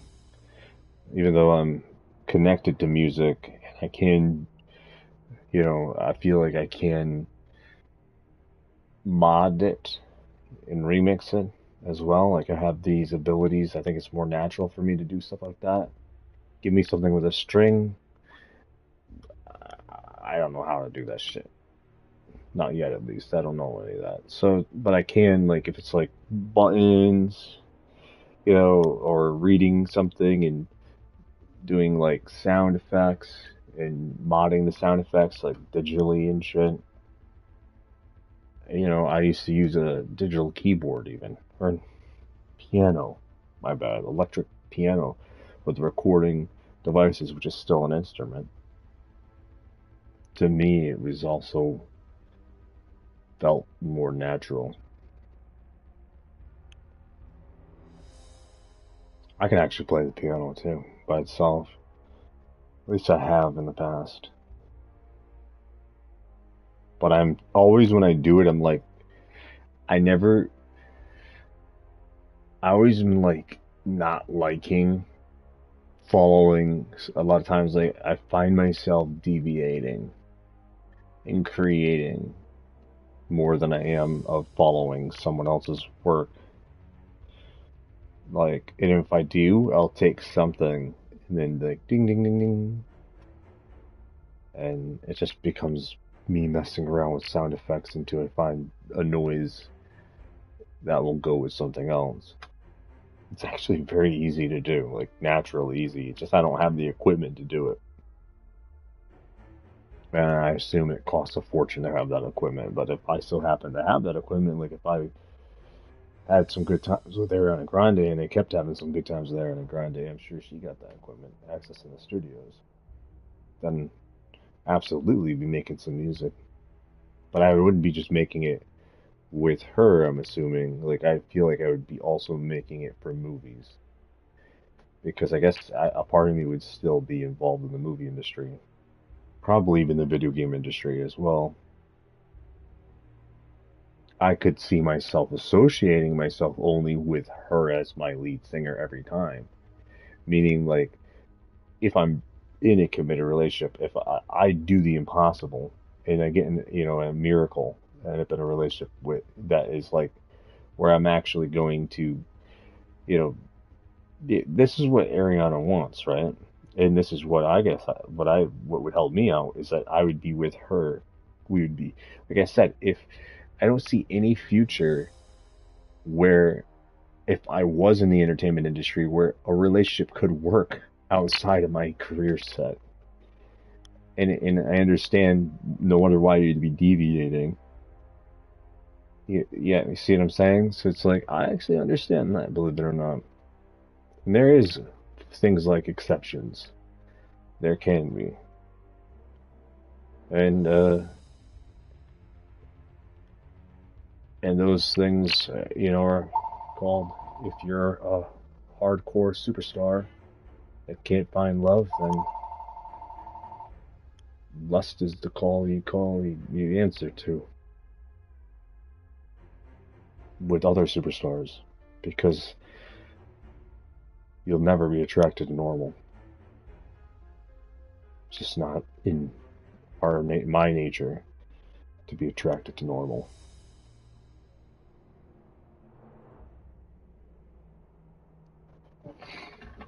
And then, like, so it's like Ariana Grande, maybe soulmate, make some weird shit, fucked up shit together. Maybe I'm exactly what she needs. Maybe we're exactly great for each other. As of also business and relationship. She's phenomenal. She has a hell of a voice, and I can't even, I don't have no voice like that. I can mess around with sound and make a hell of a sound though. But I have like ASMR voice. It's more natural, my ASMR voice. And like, if I start working on demonic forces, it takes more work. That's not natural. But I could actually, if I mess around with that for a while, come up with something. But how I see it.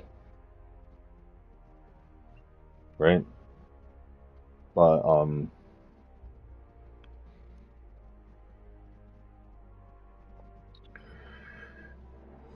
yeah.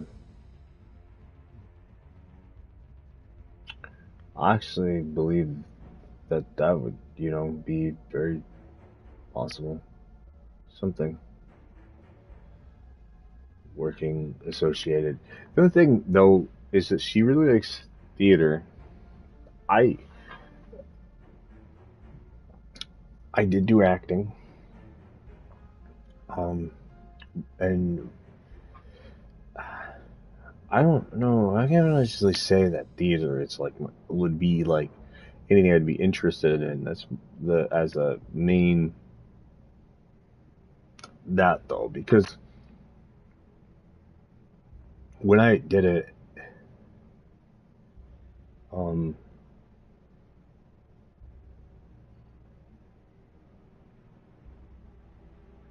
was like the only option, and I was able to do it because I could work with those people. Now, take another school for example. No way in hell I would be able to do theater because I couldn't work with them. But I mean, I did it before, and despite I could be like, nah, feel like saying nah right now, but it's like at the same time, it's like, well, I did do it before. I could do it again, I suppose, depending, like, working. I mean, it's been a long time. It's been a very long time. But it's not my first choice. I'd rather be making movies, and I don't know if I have time to make video games. They're fucking ambitious, but I could associate myself with the video game industry. And if I ever make a video game, if I ever follow through making a video game, it'll probably just be one. Like if I design a game up from the ground up, it would have movies in it. It would have video games inside video games. It would have books in it. It would be a very ambitious project. music, all sorts of things. A compelling story. Basically, I'd make a game that would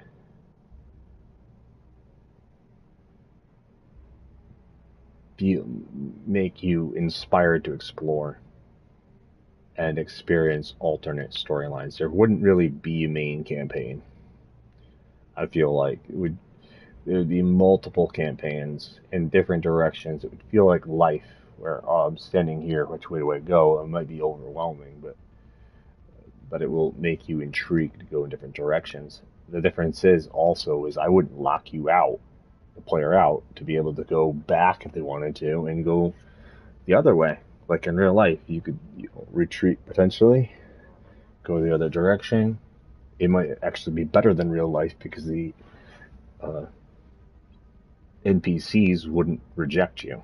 They would still be open for you to go do those things.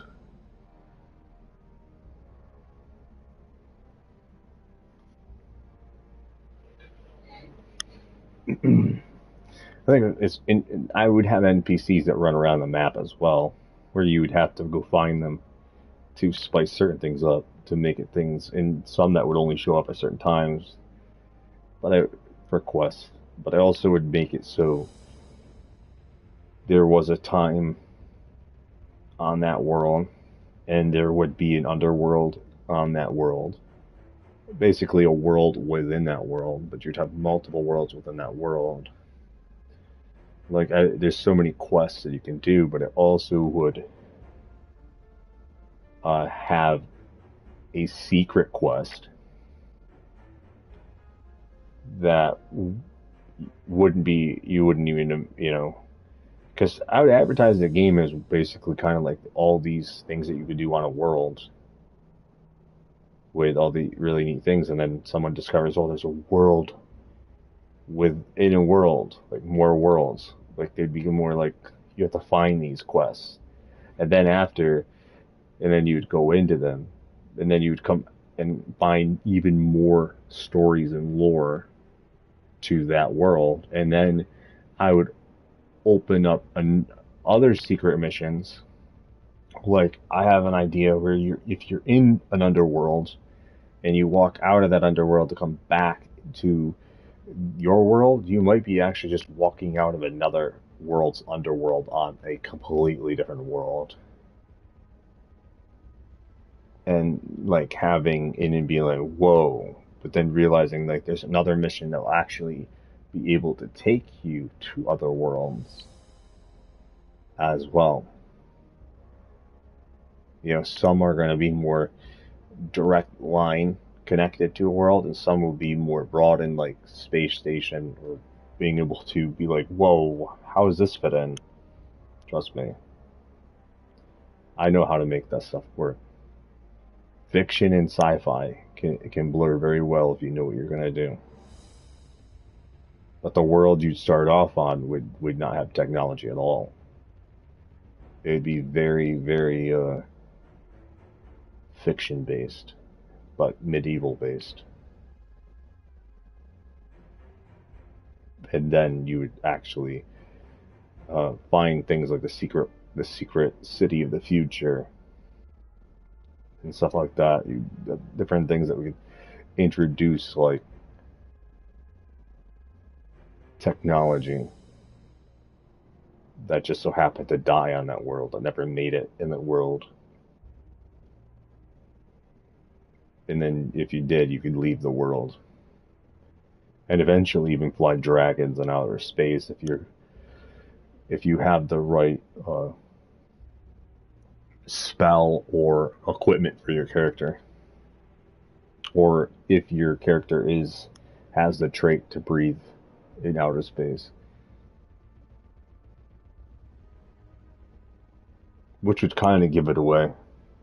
I think I wouldn't call it that. I see. The thing is that you'd come up with you'd find a fancy word as an attribute to a character, like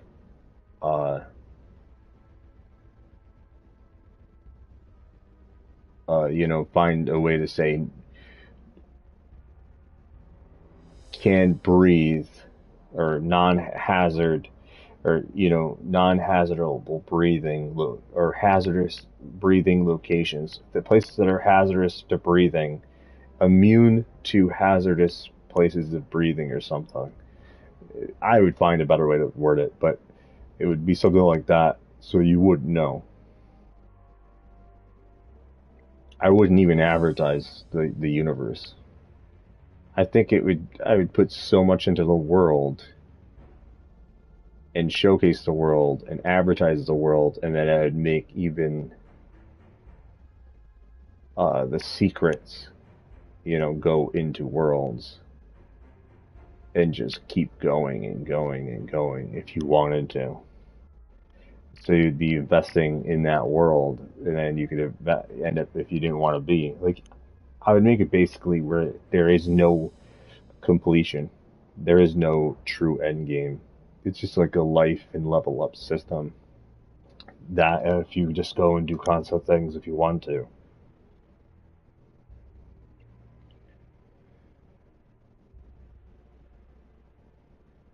And if you find interesting things, would be, and I think the thing about this game is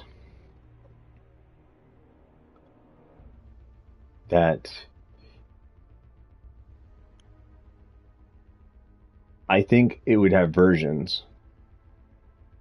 I feel like I would release the first version where it's single player only, and then later on future hardware, in the future, it would be the same game, but have it so you could play. It would be a massive, MMO. Basically, it would turn it into, like, show you that this single player game could become something, and with just a few differences, and it would just become the multiplayer version.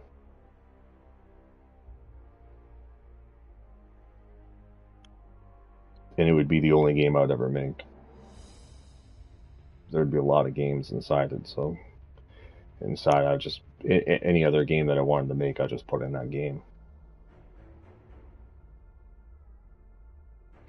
And then if I were to work on with other people on other games, I would do that too. But that wouldn't be my game. I would just be helping out with with other people's stuff if they wanted me to. Like Final Fantasy. If I would, people that like look at like Grand Theft Auto, want to work in Grand Theft Auto, I would much rather work on Final Fantasy. If I were to make a Grand Theft Auto game, it would not be coming from the state of Florida. My GTA would not be Grand Theft Auto, in it's not San Andreas anymore. It's Vice City. It wouldn't be Vice City. If I were to make Grand Theft Auto, it would be the Grand Theft Auto that you would never have to buy ever again. It would be the last one.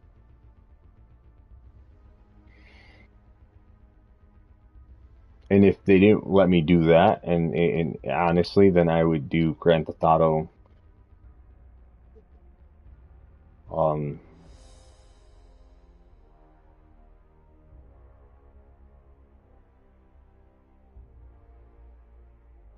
Hawaii or something. Like I would do like an island or something. Pick an island and work on that island,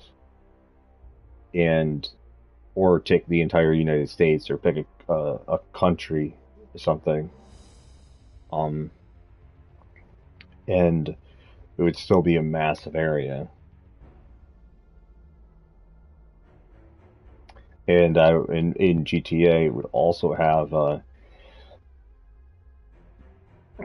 every single building you see you're able to get in, even if it's locked. I would have a mechanic where you could actually learn to break into locked doors. It would basically start becoming more. I would be putting more RPG elements into GTA. So you're just not just running around upgrading your guns and vehicles and fucking slaughtering people for the story. I would also be making it so there's more RPG elements if they let me into it, like where like if you want to break in, you can even shoot someone's door open or something. You know what I'm saying? Like, and I mean honestly, you don't even need to unlock the door, but you can have a stealth option if you want to in GTA. In my, let's just call it Grand Theft Auto 7 at this point. If I were making Grand Theft Auto 7, it would be a full-fledged RPG, and a lot of elements would. It'd be the most RPG GTA ever made, and every single building that you see in the game is going to be. You're going to be able to go inside it.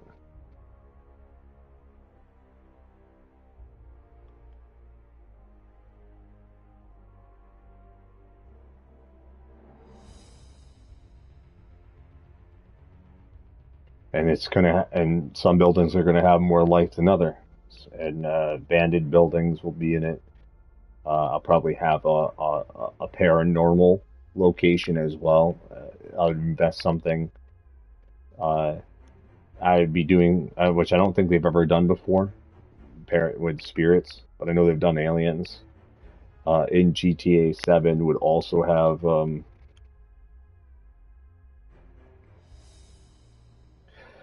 I don't really think I would do aliens at all. I would do spirits instead, and and I probably would do actually the Bigfoot. I probably would have a really neat, creepy Bigfoot experience. There might be aliens, like there might be as well. Might be able to do something like that. I just kind of am not into that much, like that to me. But with the saucers and shit, it just feels so fake. But the spirits feel real to me.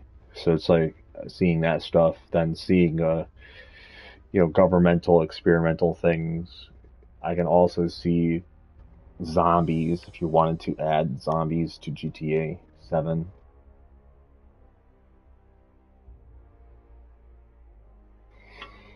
I mean, fuck it, why not unleash a zombie apocalypse on Florida in Vice City?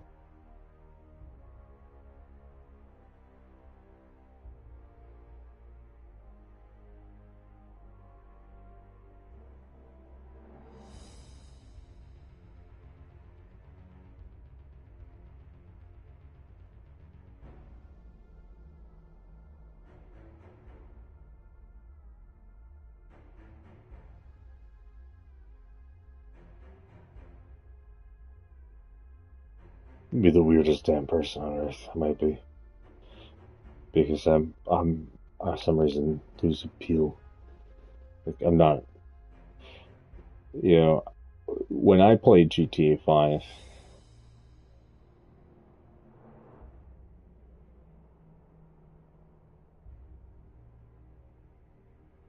like you gotta play the story because the story isn't that interesting to me. Like I have played the story and was very bored of it.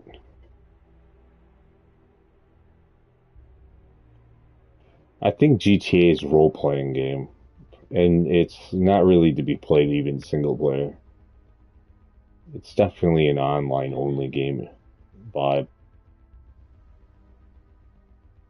for the right audience, like the right people, right players. Like you need to get in a lobby with people that are like into acting and role-playing, and then I think GTA gets interesting. I've seen people play Grand Theft Auto like that, and I think that, and it makes me want. It actually intrigues me. It makes GTA interesting because without it, I feel like I'm pointlessly killing, running around, You know, it's just, I don't know. I like the spirit things or whatever, like looking for weird things. Like, once you find all these things in GTA, it's like, just over it. Get over it real fast.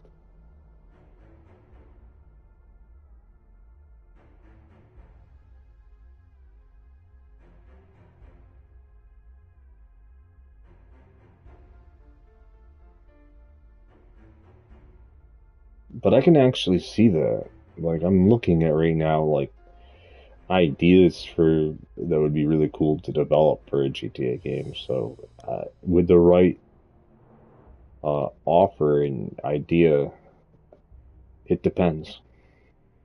Like, it's possible.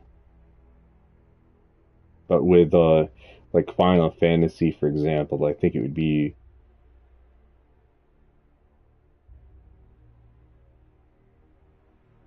Actually, I have a crazy idea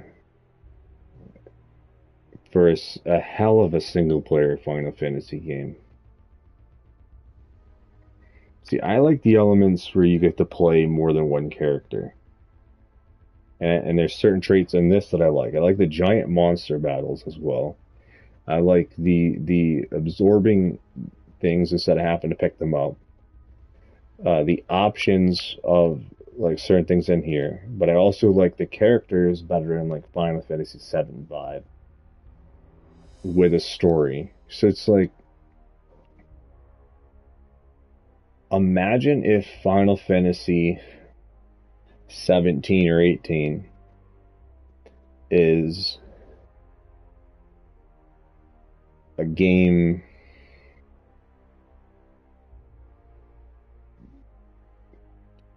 that finds a way to connect every single Final Fantasy storyline together while not jeopardizing gameplay, while keeping a smooth flow of gameplay and RPG elements across the field where you could. I mean, I know there's going to be characters you're probably not interested in. Some people.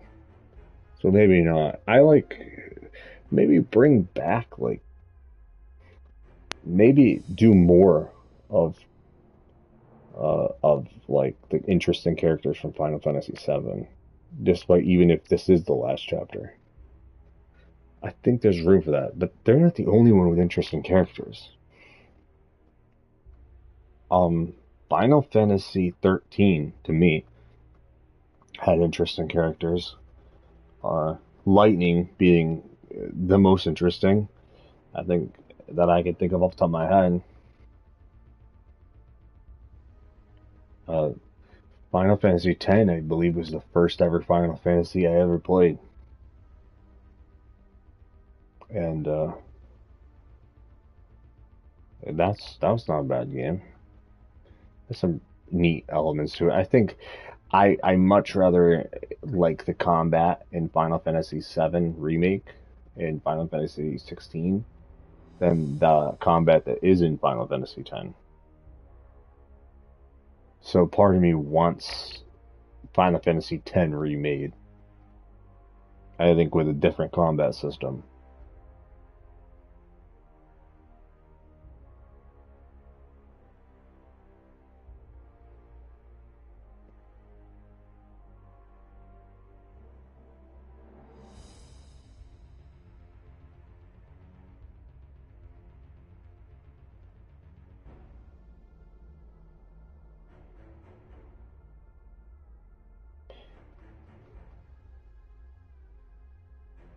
There's a future here for sure. Dabbling, I think they'd do just fine.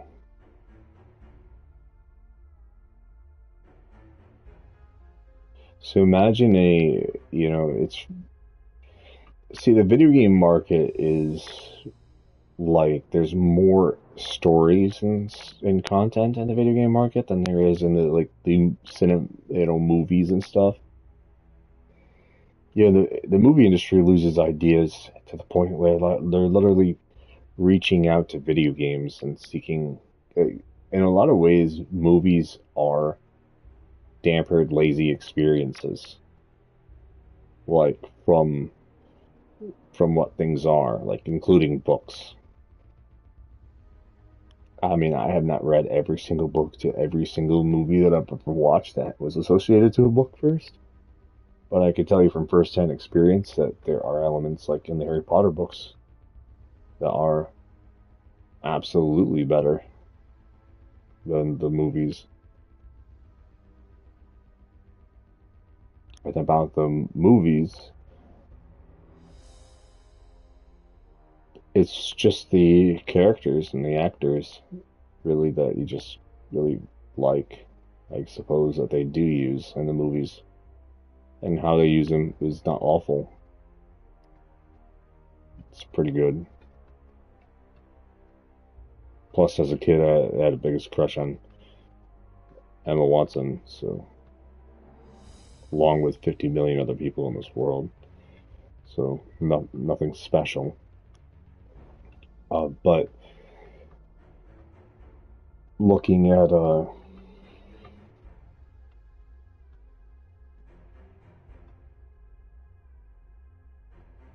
the books again and comparing them to the movies,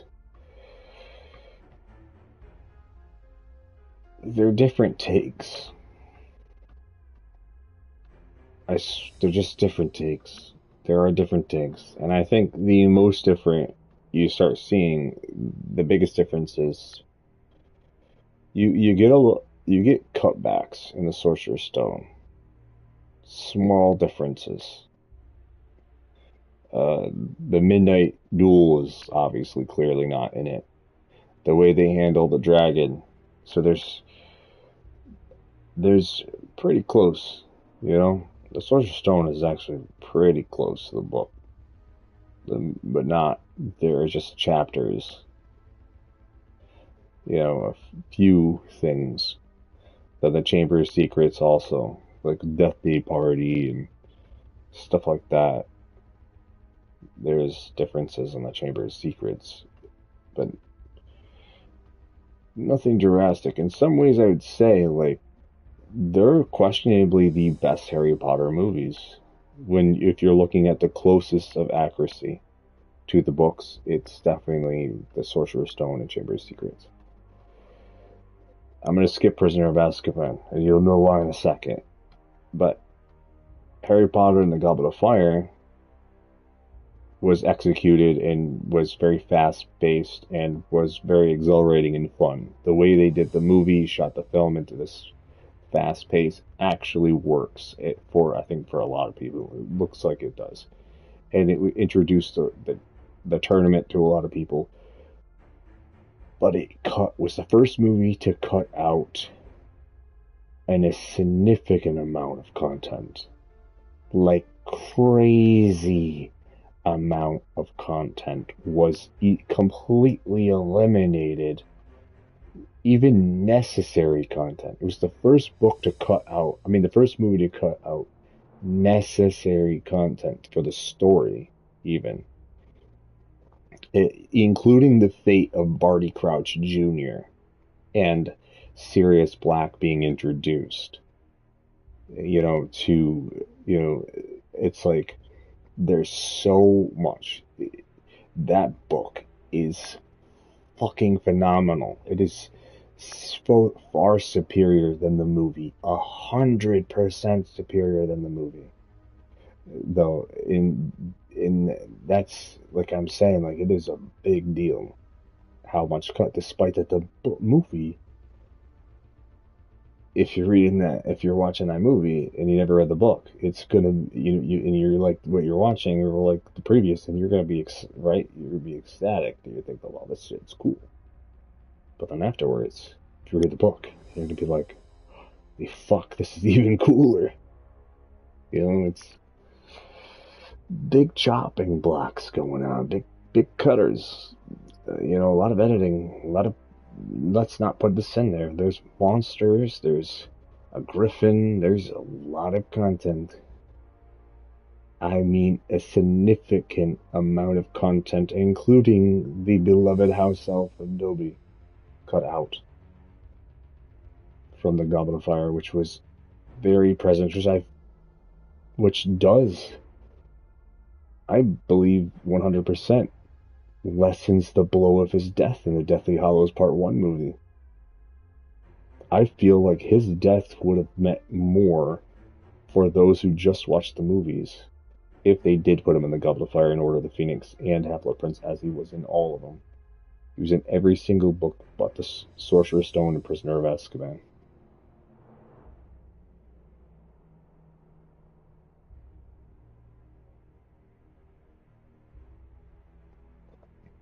And I think the only people who cried probably were the people who did read the books.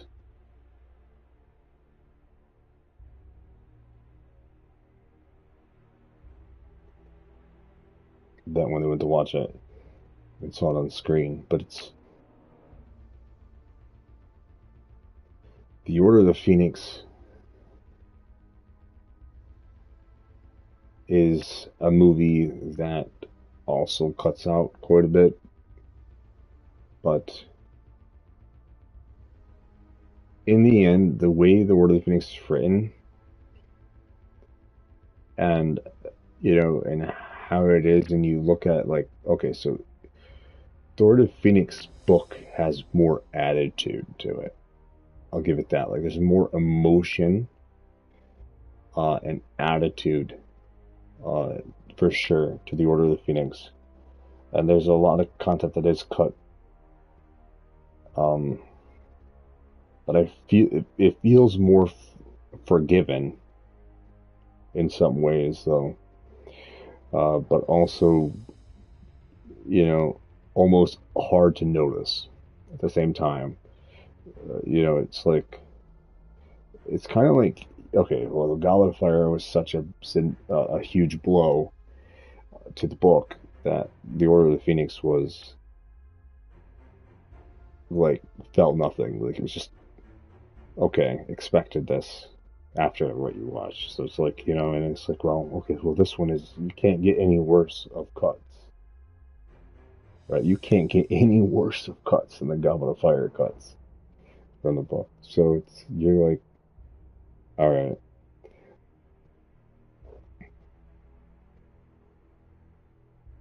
And it kept going. 6th book, even differences. They try to do the 7th and 8th. They hold a little bit more accurate in the 7th and 8th,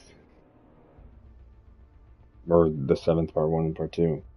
Here's why I skipped the Prisoner of Azkaban.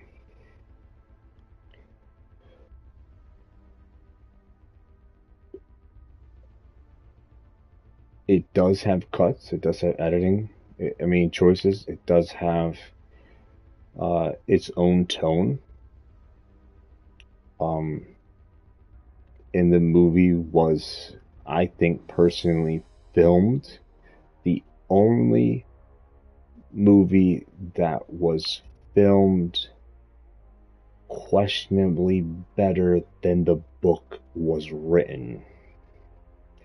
Hear me out. If you ever read the Prisoner of Azkaban book, this is why I actually think the Prisoner of Azkaban may be I'm going to call it the most inventive, creative of them all. And you might not even notice it. But the reason that this is because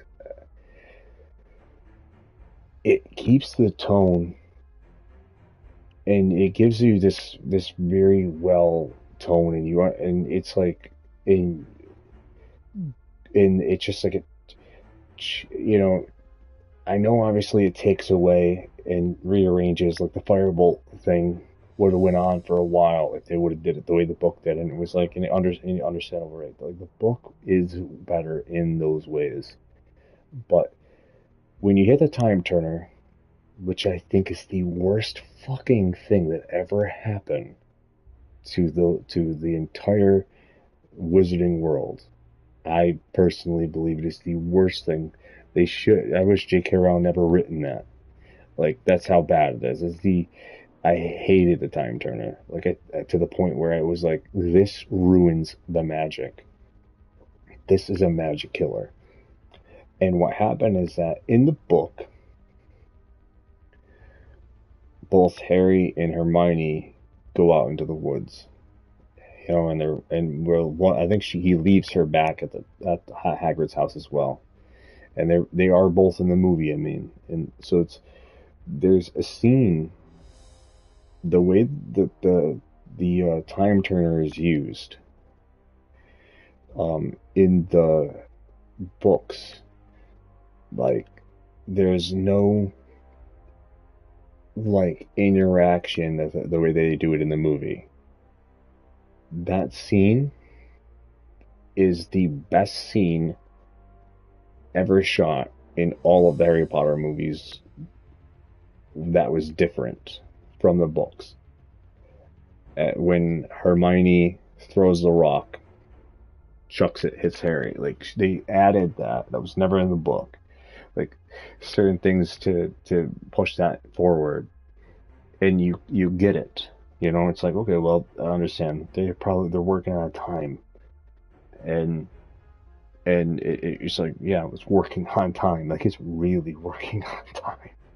It's you know, and it's clearly not the book. And the book's better in a lot of ways. Even this Prisoner of Azkaban's better, book than the movie. But that scene was a very powerful scene.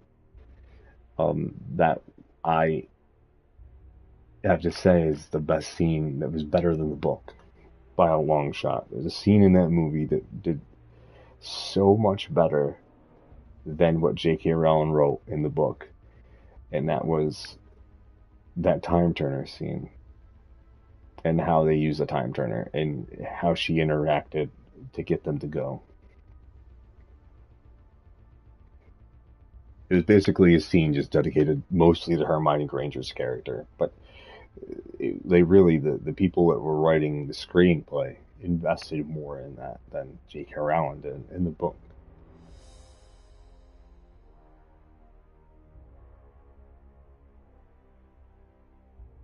So I give them a round of applause for that one. I think that was very well done, the way they did for what they were working with in crunch time.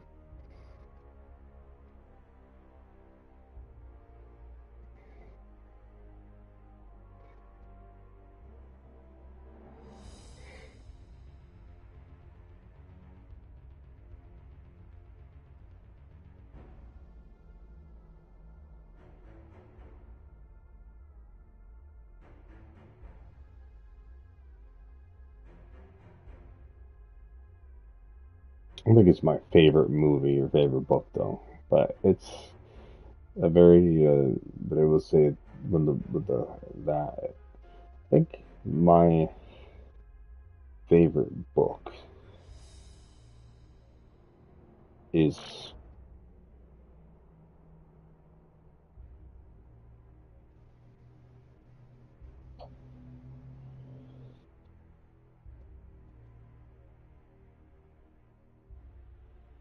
I don't know. It's hard to say.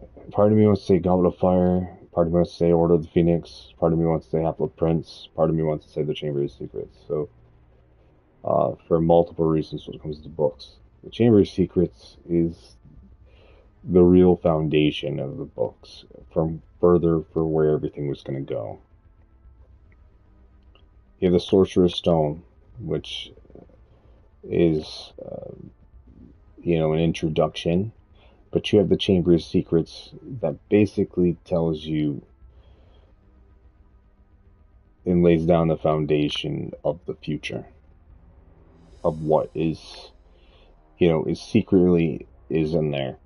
That it's the sometimes I count the Chamber of Secrets as the beginning in some ways, and then the Prisoner of Azkaban is just them confirming that the Chamber of Secrets was the beginning, and that and it was like filling in this emotional, this explanation to give to the reader, and then the prophecy and the dream, and then the Goblet of Fire dreams just start getting more crazier and visions, and and stuff like that in the Goblet of Fire happened before the Order of the Phoenix, even. Well, the visions. So in the Goblet of Fire is just might be the coolest and most powerfulest book of them, because it introduces so much, and that makes sense, and it's just like it's a phenomenal book that I think deserves to be shot. When I think about the TV show and them talking about redoing it, I don't think so much the necessity of redoing, as much like the first two books for sure, and the third book, a little less, but the fourth, I'm like, that definitely needs. I do feel like that would be very well deserved. Like, it deserves that thing needs a show. Like, they need to be able to, like, I think if they get allowed and start from the ground up and they get to do connections. If I were writing Harry Potter and the Sorcerer's Stone season 1, I would mention Sirius Black, like they did in the book. I would have those things, like when Hagrid mentions the bike. I would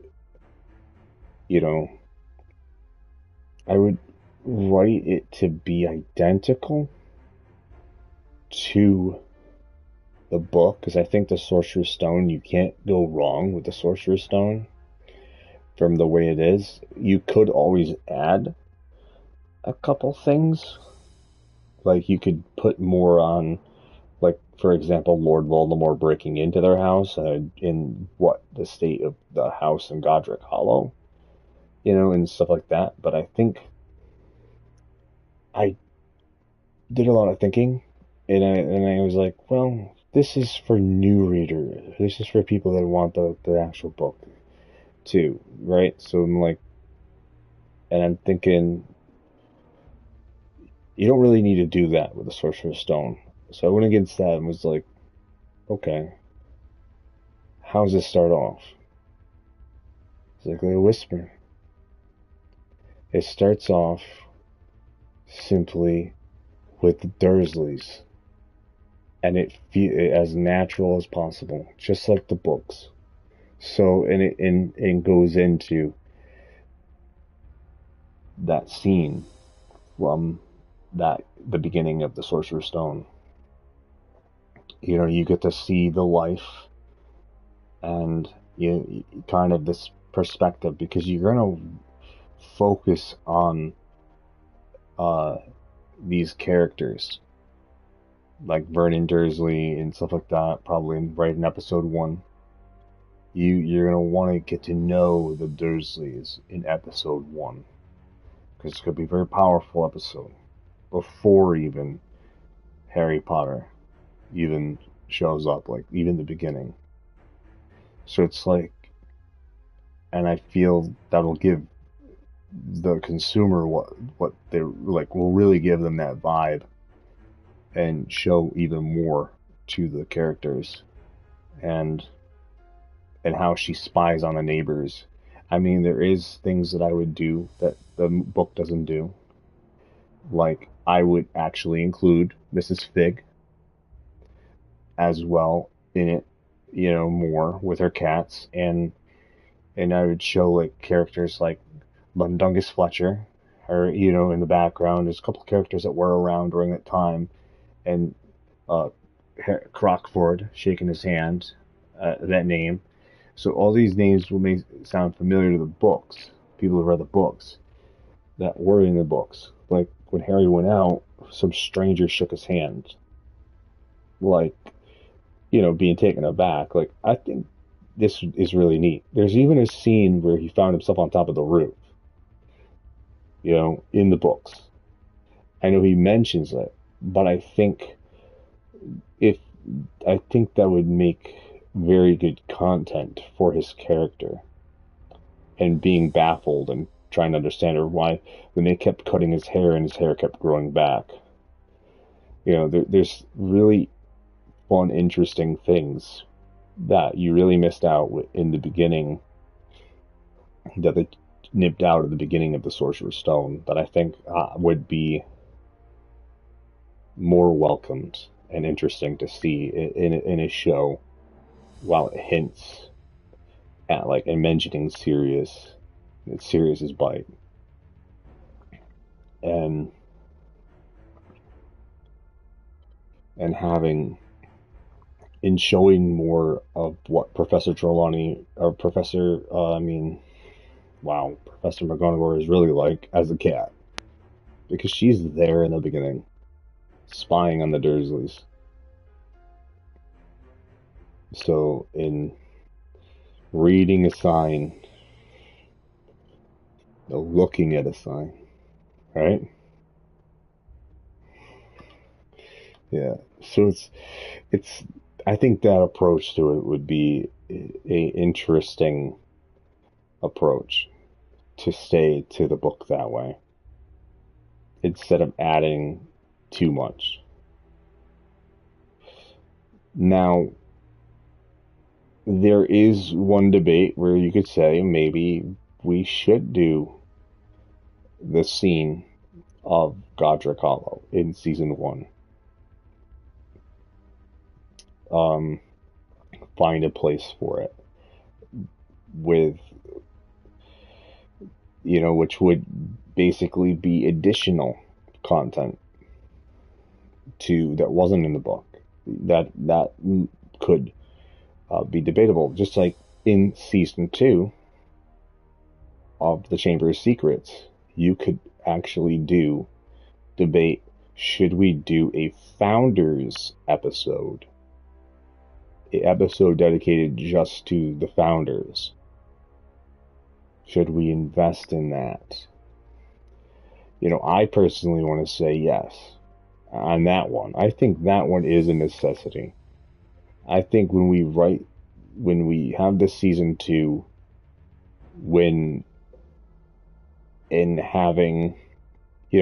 to have Professor Binns, the History of Magic's teacher, tell the story in season 2 instead of how they did in the movie. We'll stay true to the book, but I think season 2 is going to stay identical to the book for sure, scene by scene and transition.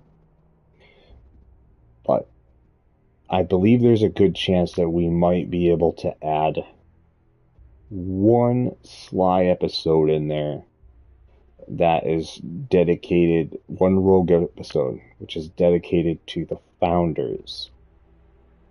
A Founders episode, which has, because it would make sense to have that episode if it's associated with the Chamber of Secrets, right? And to give you a little more edge on the Hogwarts castle. I keep thinking, how neat would it be to give each TV show at least one episode that is not in the books, but does associate with the Wizarding World. And I thought that was a neat idea for season 2. I think shooting season 1 to be identical. I think you need to shoot all of the books identical, because it's about mirroring the books. It's the responsibility of mirroring the books as much as possible. And the only exception is that there is no only exception with that. That's how it should be for each season. That's how I would do it. But I would also make room for at least one episode in each season for additional content.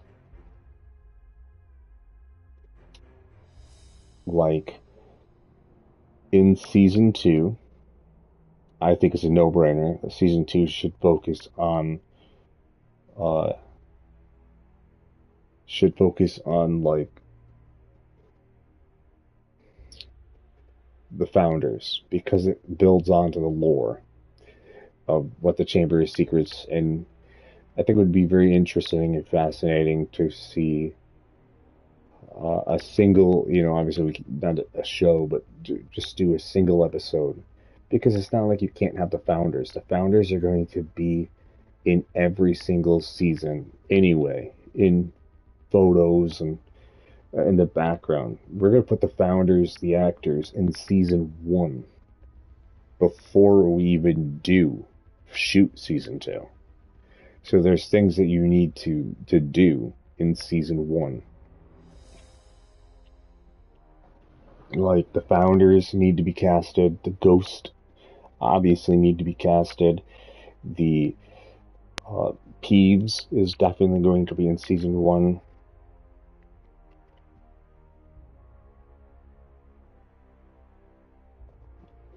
And keeping this up until it, right? Keep doing it the same way. So season 2, we could do a rogue episode if they let us. That's how I look at it. I would do an episode on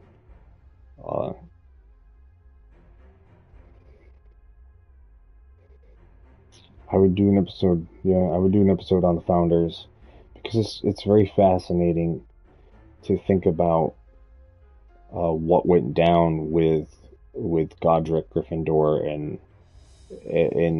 obviously he made the Sorting Hat. His Godric, the Goblin made, there'd probably be goblins in that episode as well.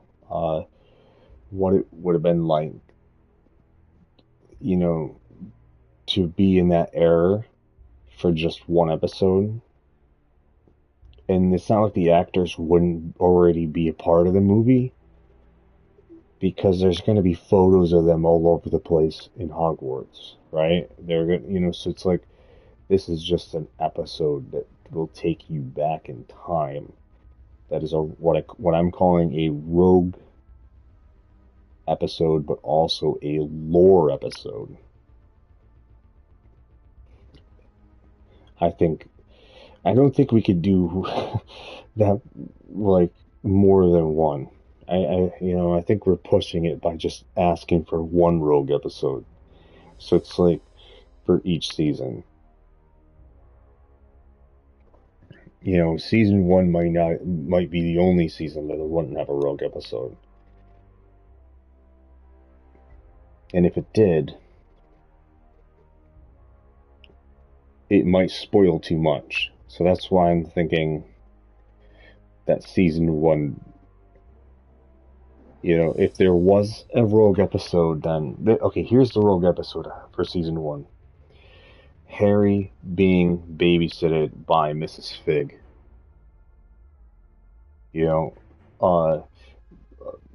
With an episode that will show you what happened when he was at school, when he ended up on the roof. That instead of thinking about it, we'd be able to do an episode to show you.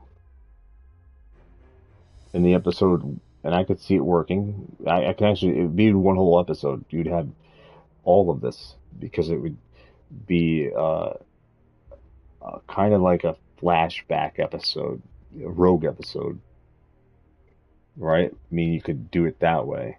So as a thought process, or just kind of like this hole in the back, or you could just have more rogue episodes in that you could do. I would write maybe a thing with Mrs. Fig, and a thing with him at school, at least, with a weird experience that was when he was thinking about things, to show people what that would have been like for that. I almost want to do Aunt Marge as well, when the dogs chase him, scene from the books. That I remember Aunt Marge's dogs chased him in season 1. They mentioned that in season 1. in book one, sorry. So that's what I'm talking by rogue episode. For Sorcerer's Stone, it's just a memory, probably when Harry was young and with the Dursleys, younger than 10 and 11. Like a rogue episode of extra little Harry. And then,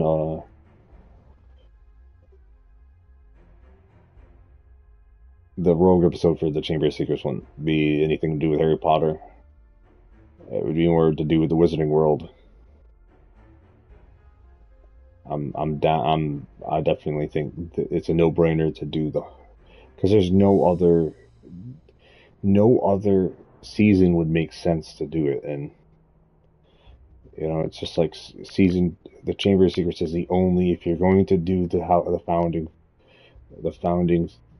founders, you have to do it in season 2. Doesn't make sense anywhere else because it's the Chamber of Secrets. You're learning about this stuff. It just makes sense because in season 3, I think it's a no-brainer that the rogue episode in season 3 is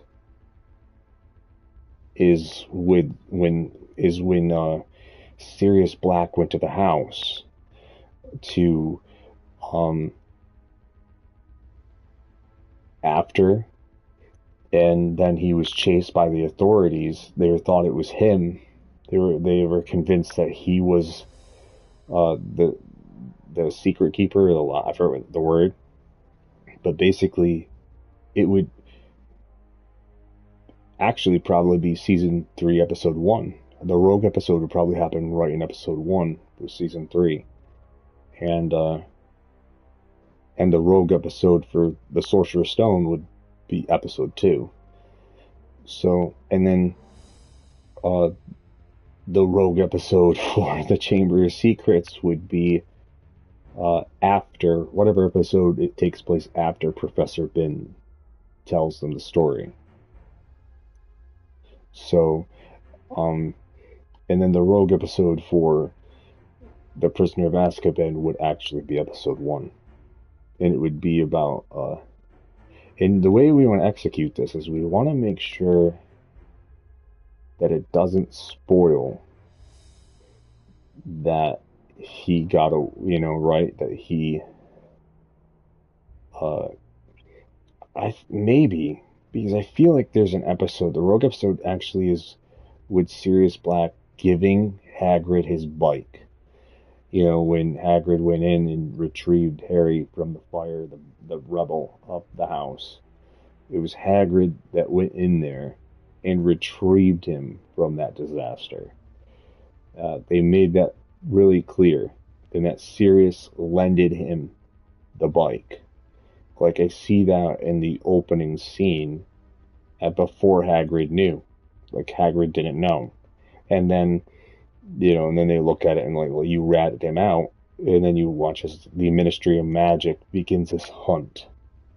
And because Sirius goes hunting for Peter Pettigrew and finds him, because Sirius knows that it was him that told Voldemort that ratted him out. And so when he looked at Peter Pettigrew and threatened to, he went to, but they were in this duel. There was this giant duel on the street.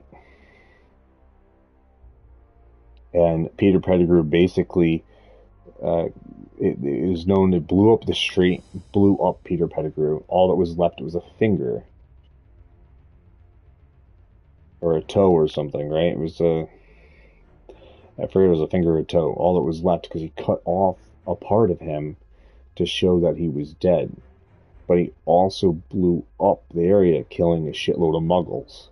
There was a bunch of muggles that died in that battle, which made it even more worse for Sirius. So, and he staged his death in a giant fight against Sirius Black in the streets, where he say, like, blew him up, and all that was left was a finger or a toe. Like, that's obviously the rogue episode of Prisoner of Azkaban, no doubt. Like, that's the rogue episode. for the Prisoner of Azkaban that you would put in there. You'd find a place for that, where he starting off with him giving his bike to Hagrid. You'd start off with Hagrid retrieving Harry Potter from the crib, and Sirius giving his bike to Hagrid, and then going after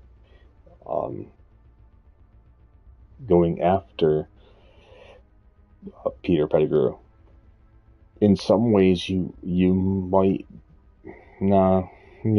We would. I feel like we could shoot that during season 1, but we wouldn't show people until season 3, because it would just be an episode that would be part of another episode for season 3, and we'd save that, and then it would roll into him hunting Peter Pettigrew until the Ministry hunts him, but there would be a giant battle on the streets, duel between him and Peter Pettigrew, and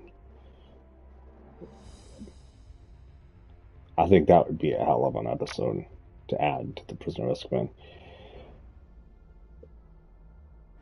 And then season 4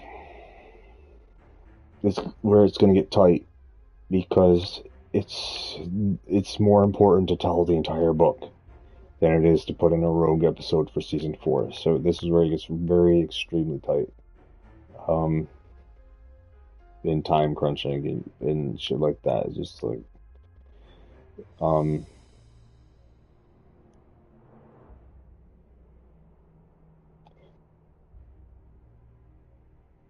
getting the accuracy down 100% is more important than a rogue episode for season 4. So it might be the first season that doesn't have one, because I think it's the most important. We that needs to be perfect. So,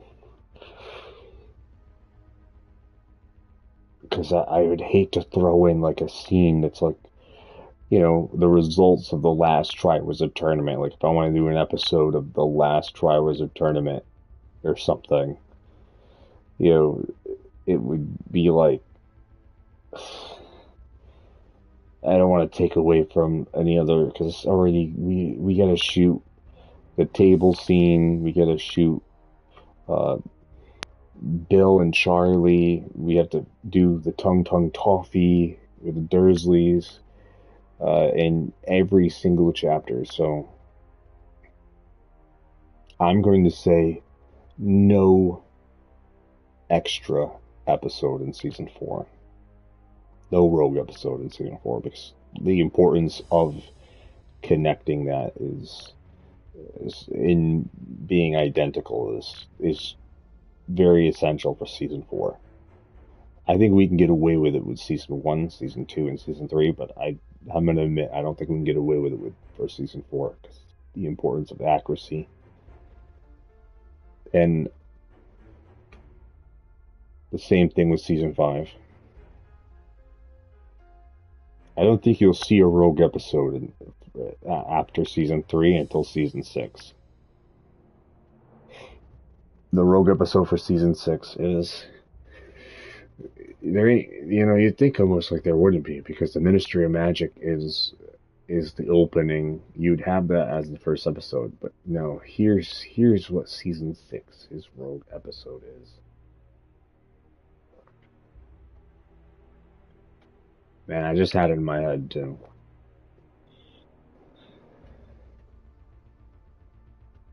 It's hard to comprehend, but I gotta go back to try to figure out what the hell that was I had in my head.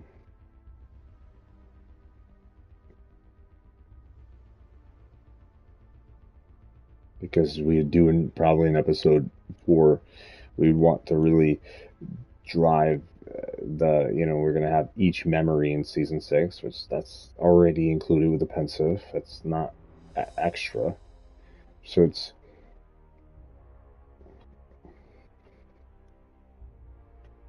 it's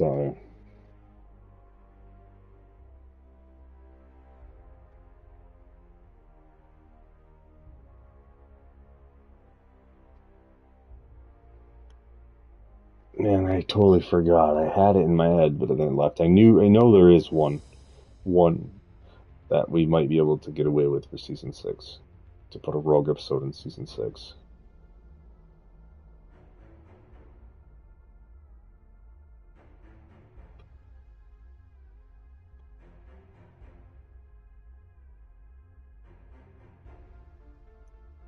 But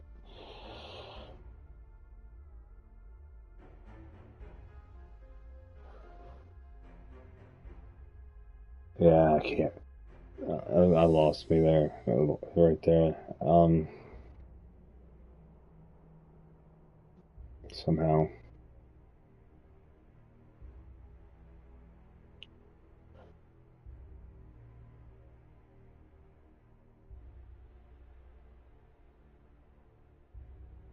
What the fuck would be a rogue episode in season 6?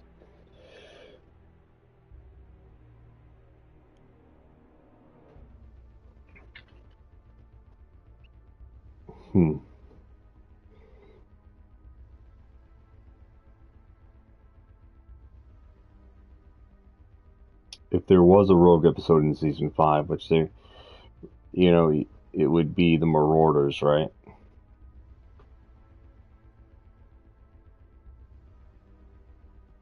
Additional content on the Marauders.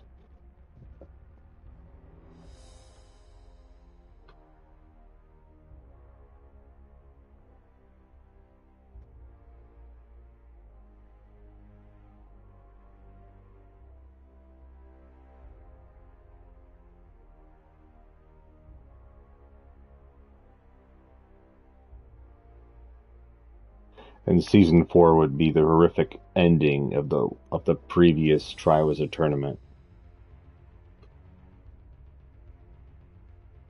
Actually, I got an idea. What if season 4 would be Peter Pettigrew finding Lord Voldemort?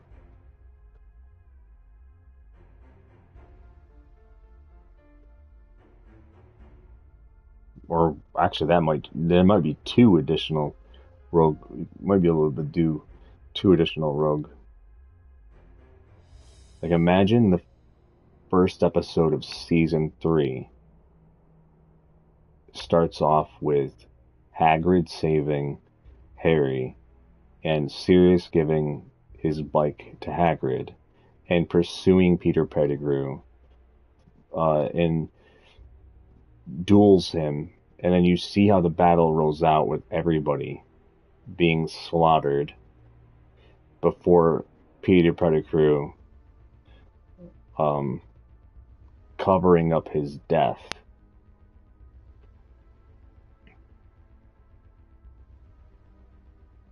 And then the last episode would also be a rogue episode of season 3. It would be the second rogue episode. And it would be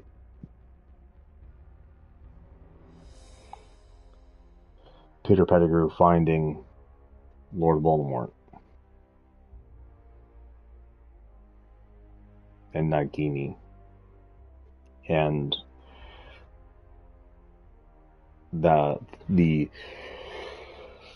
guy that would eventually go to take over Mount Eye Moody's identity.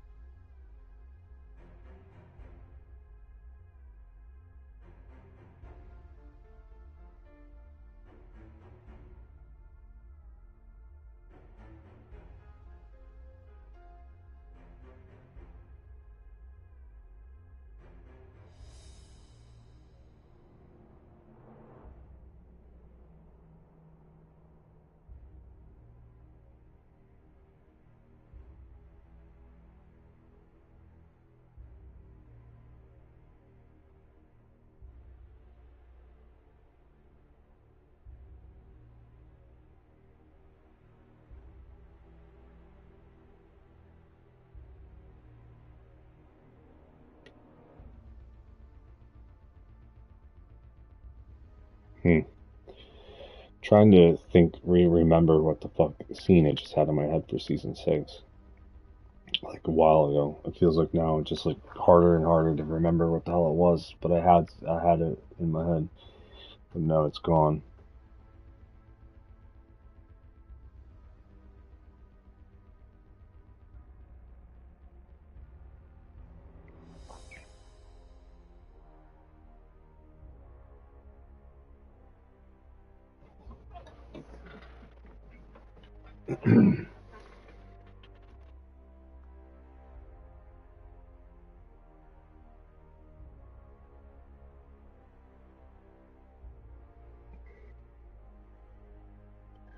I mean, this wasn't the scene. I know this was not the scene, but that I was gonna say. But this one just came to my mind, and that was the Albus Dumbledore, you know, going after the ring. But I think that was included in a memory as well, or hinted towards it, which you could just throw a quick flash or something. That would, so you don't need a rogue episode for that.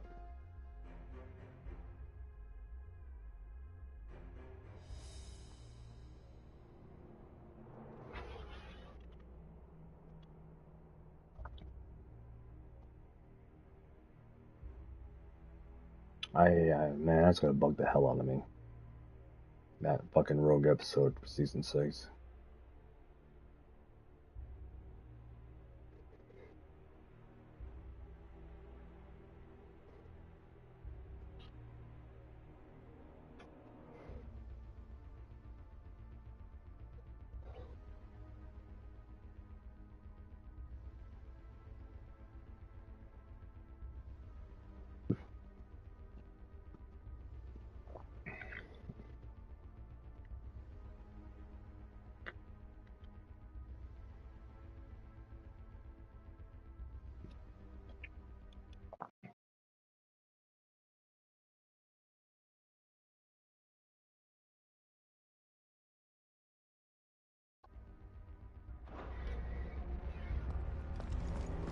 Another gate.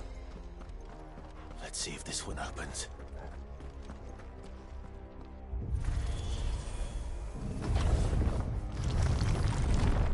Home sweet home. Could this place really be a fallen ruin? Homeless Hardly until call it a ruin. I'm not. It's perfect. Like it was built yesterday. Have you ever seen anything like this? You ever think the reason why someone is constantly failing or fucking up with relationships or going with multiple? It's because there's soulmate somewhere else.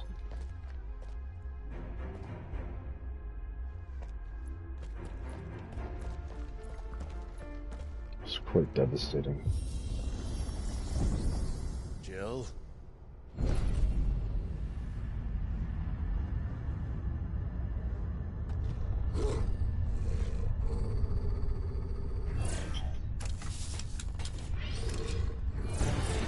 Spiders. What do we do? The usual.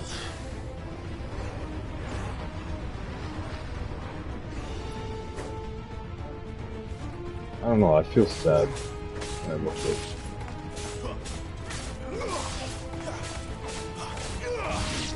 Instagram photo.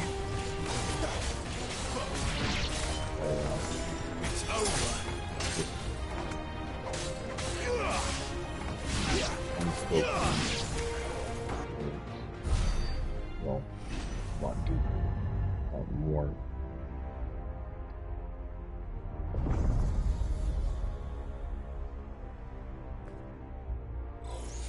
Like, I think it could be harder to understand or see.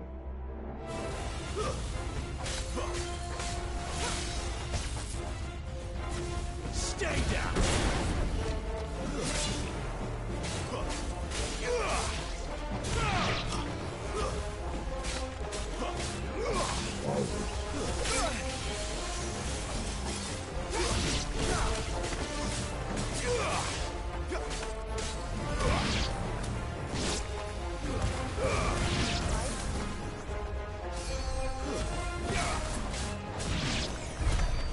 can these things still function? How can any of this? This must be what the fallen ruins were like before they fell. The Dorver, the Denver, the Dorver, the Denver, whatever the hell. The Darwin. What the fuck they call them in Skyrim?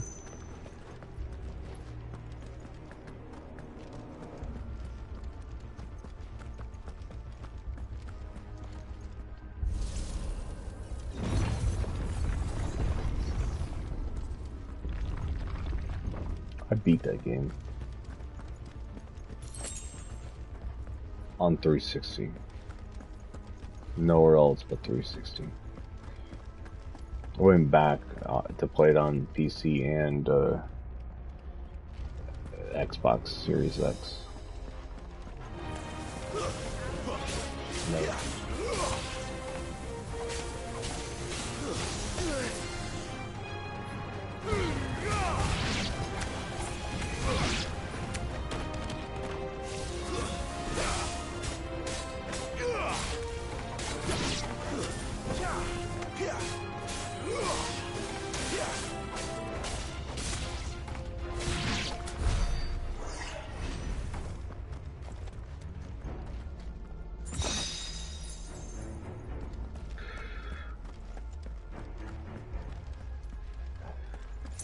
It's a horror game that I was thinking about replaying too, that I liked. Playing it on PlayStation. So you played it on Xbox. What was it?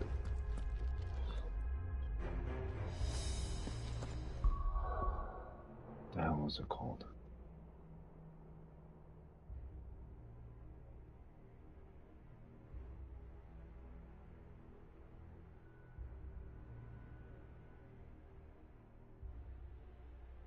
Wow. I think there was werewolf in it or something, if I recall. In the background, I might be even fucking wrong. I wonder if Until Dawn made it. I think it was made by Until Dawn.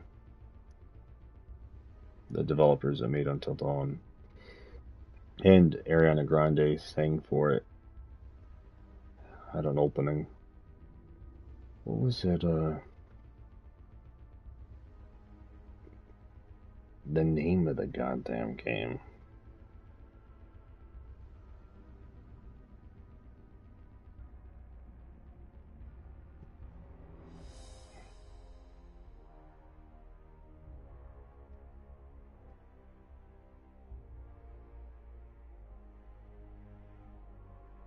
The Quarry.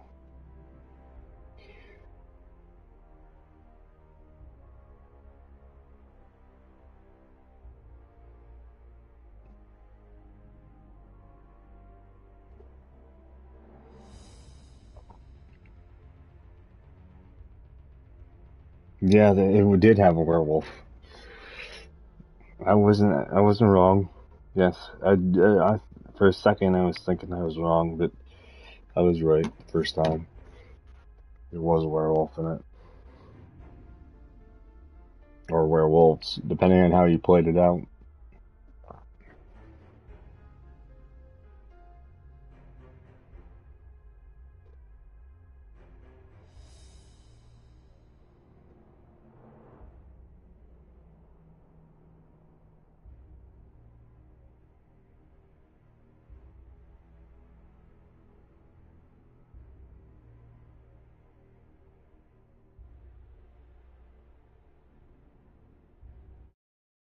I'm gonna end this stream and restart it to try to make something more appealing for another audience or something. Potentially. Something like that.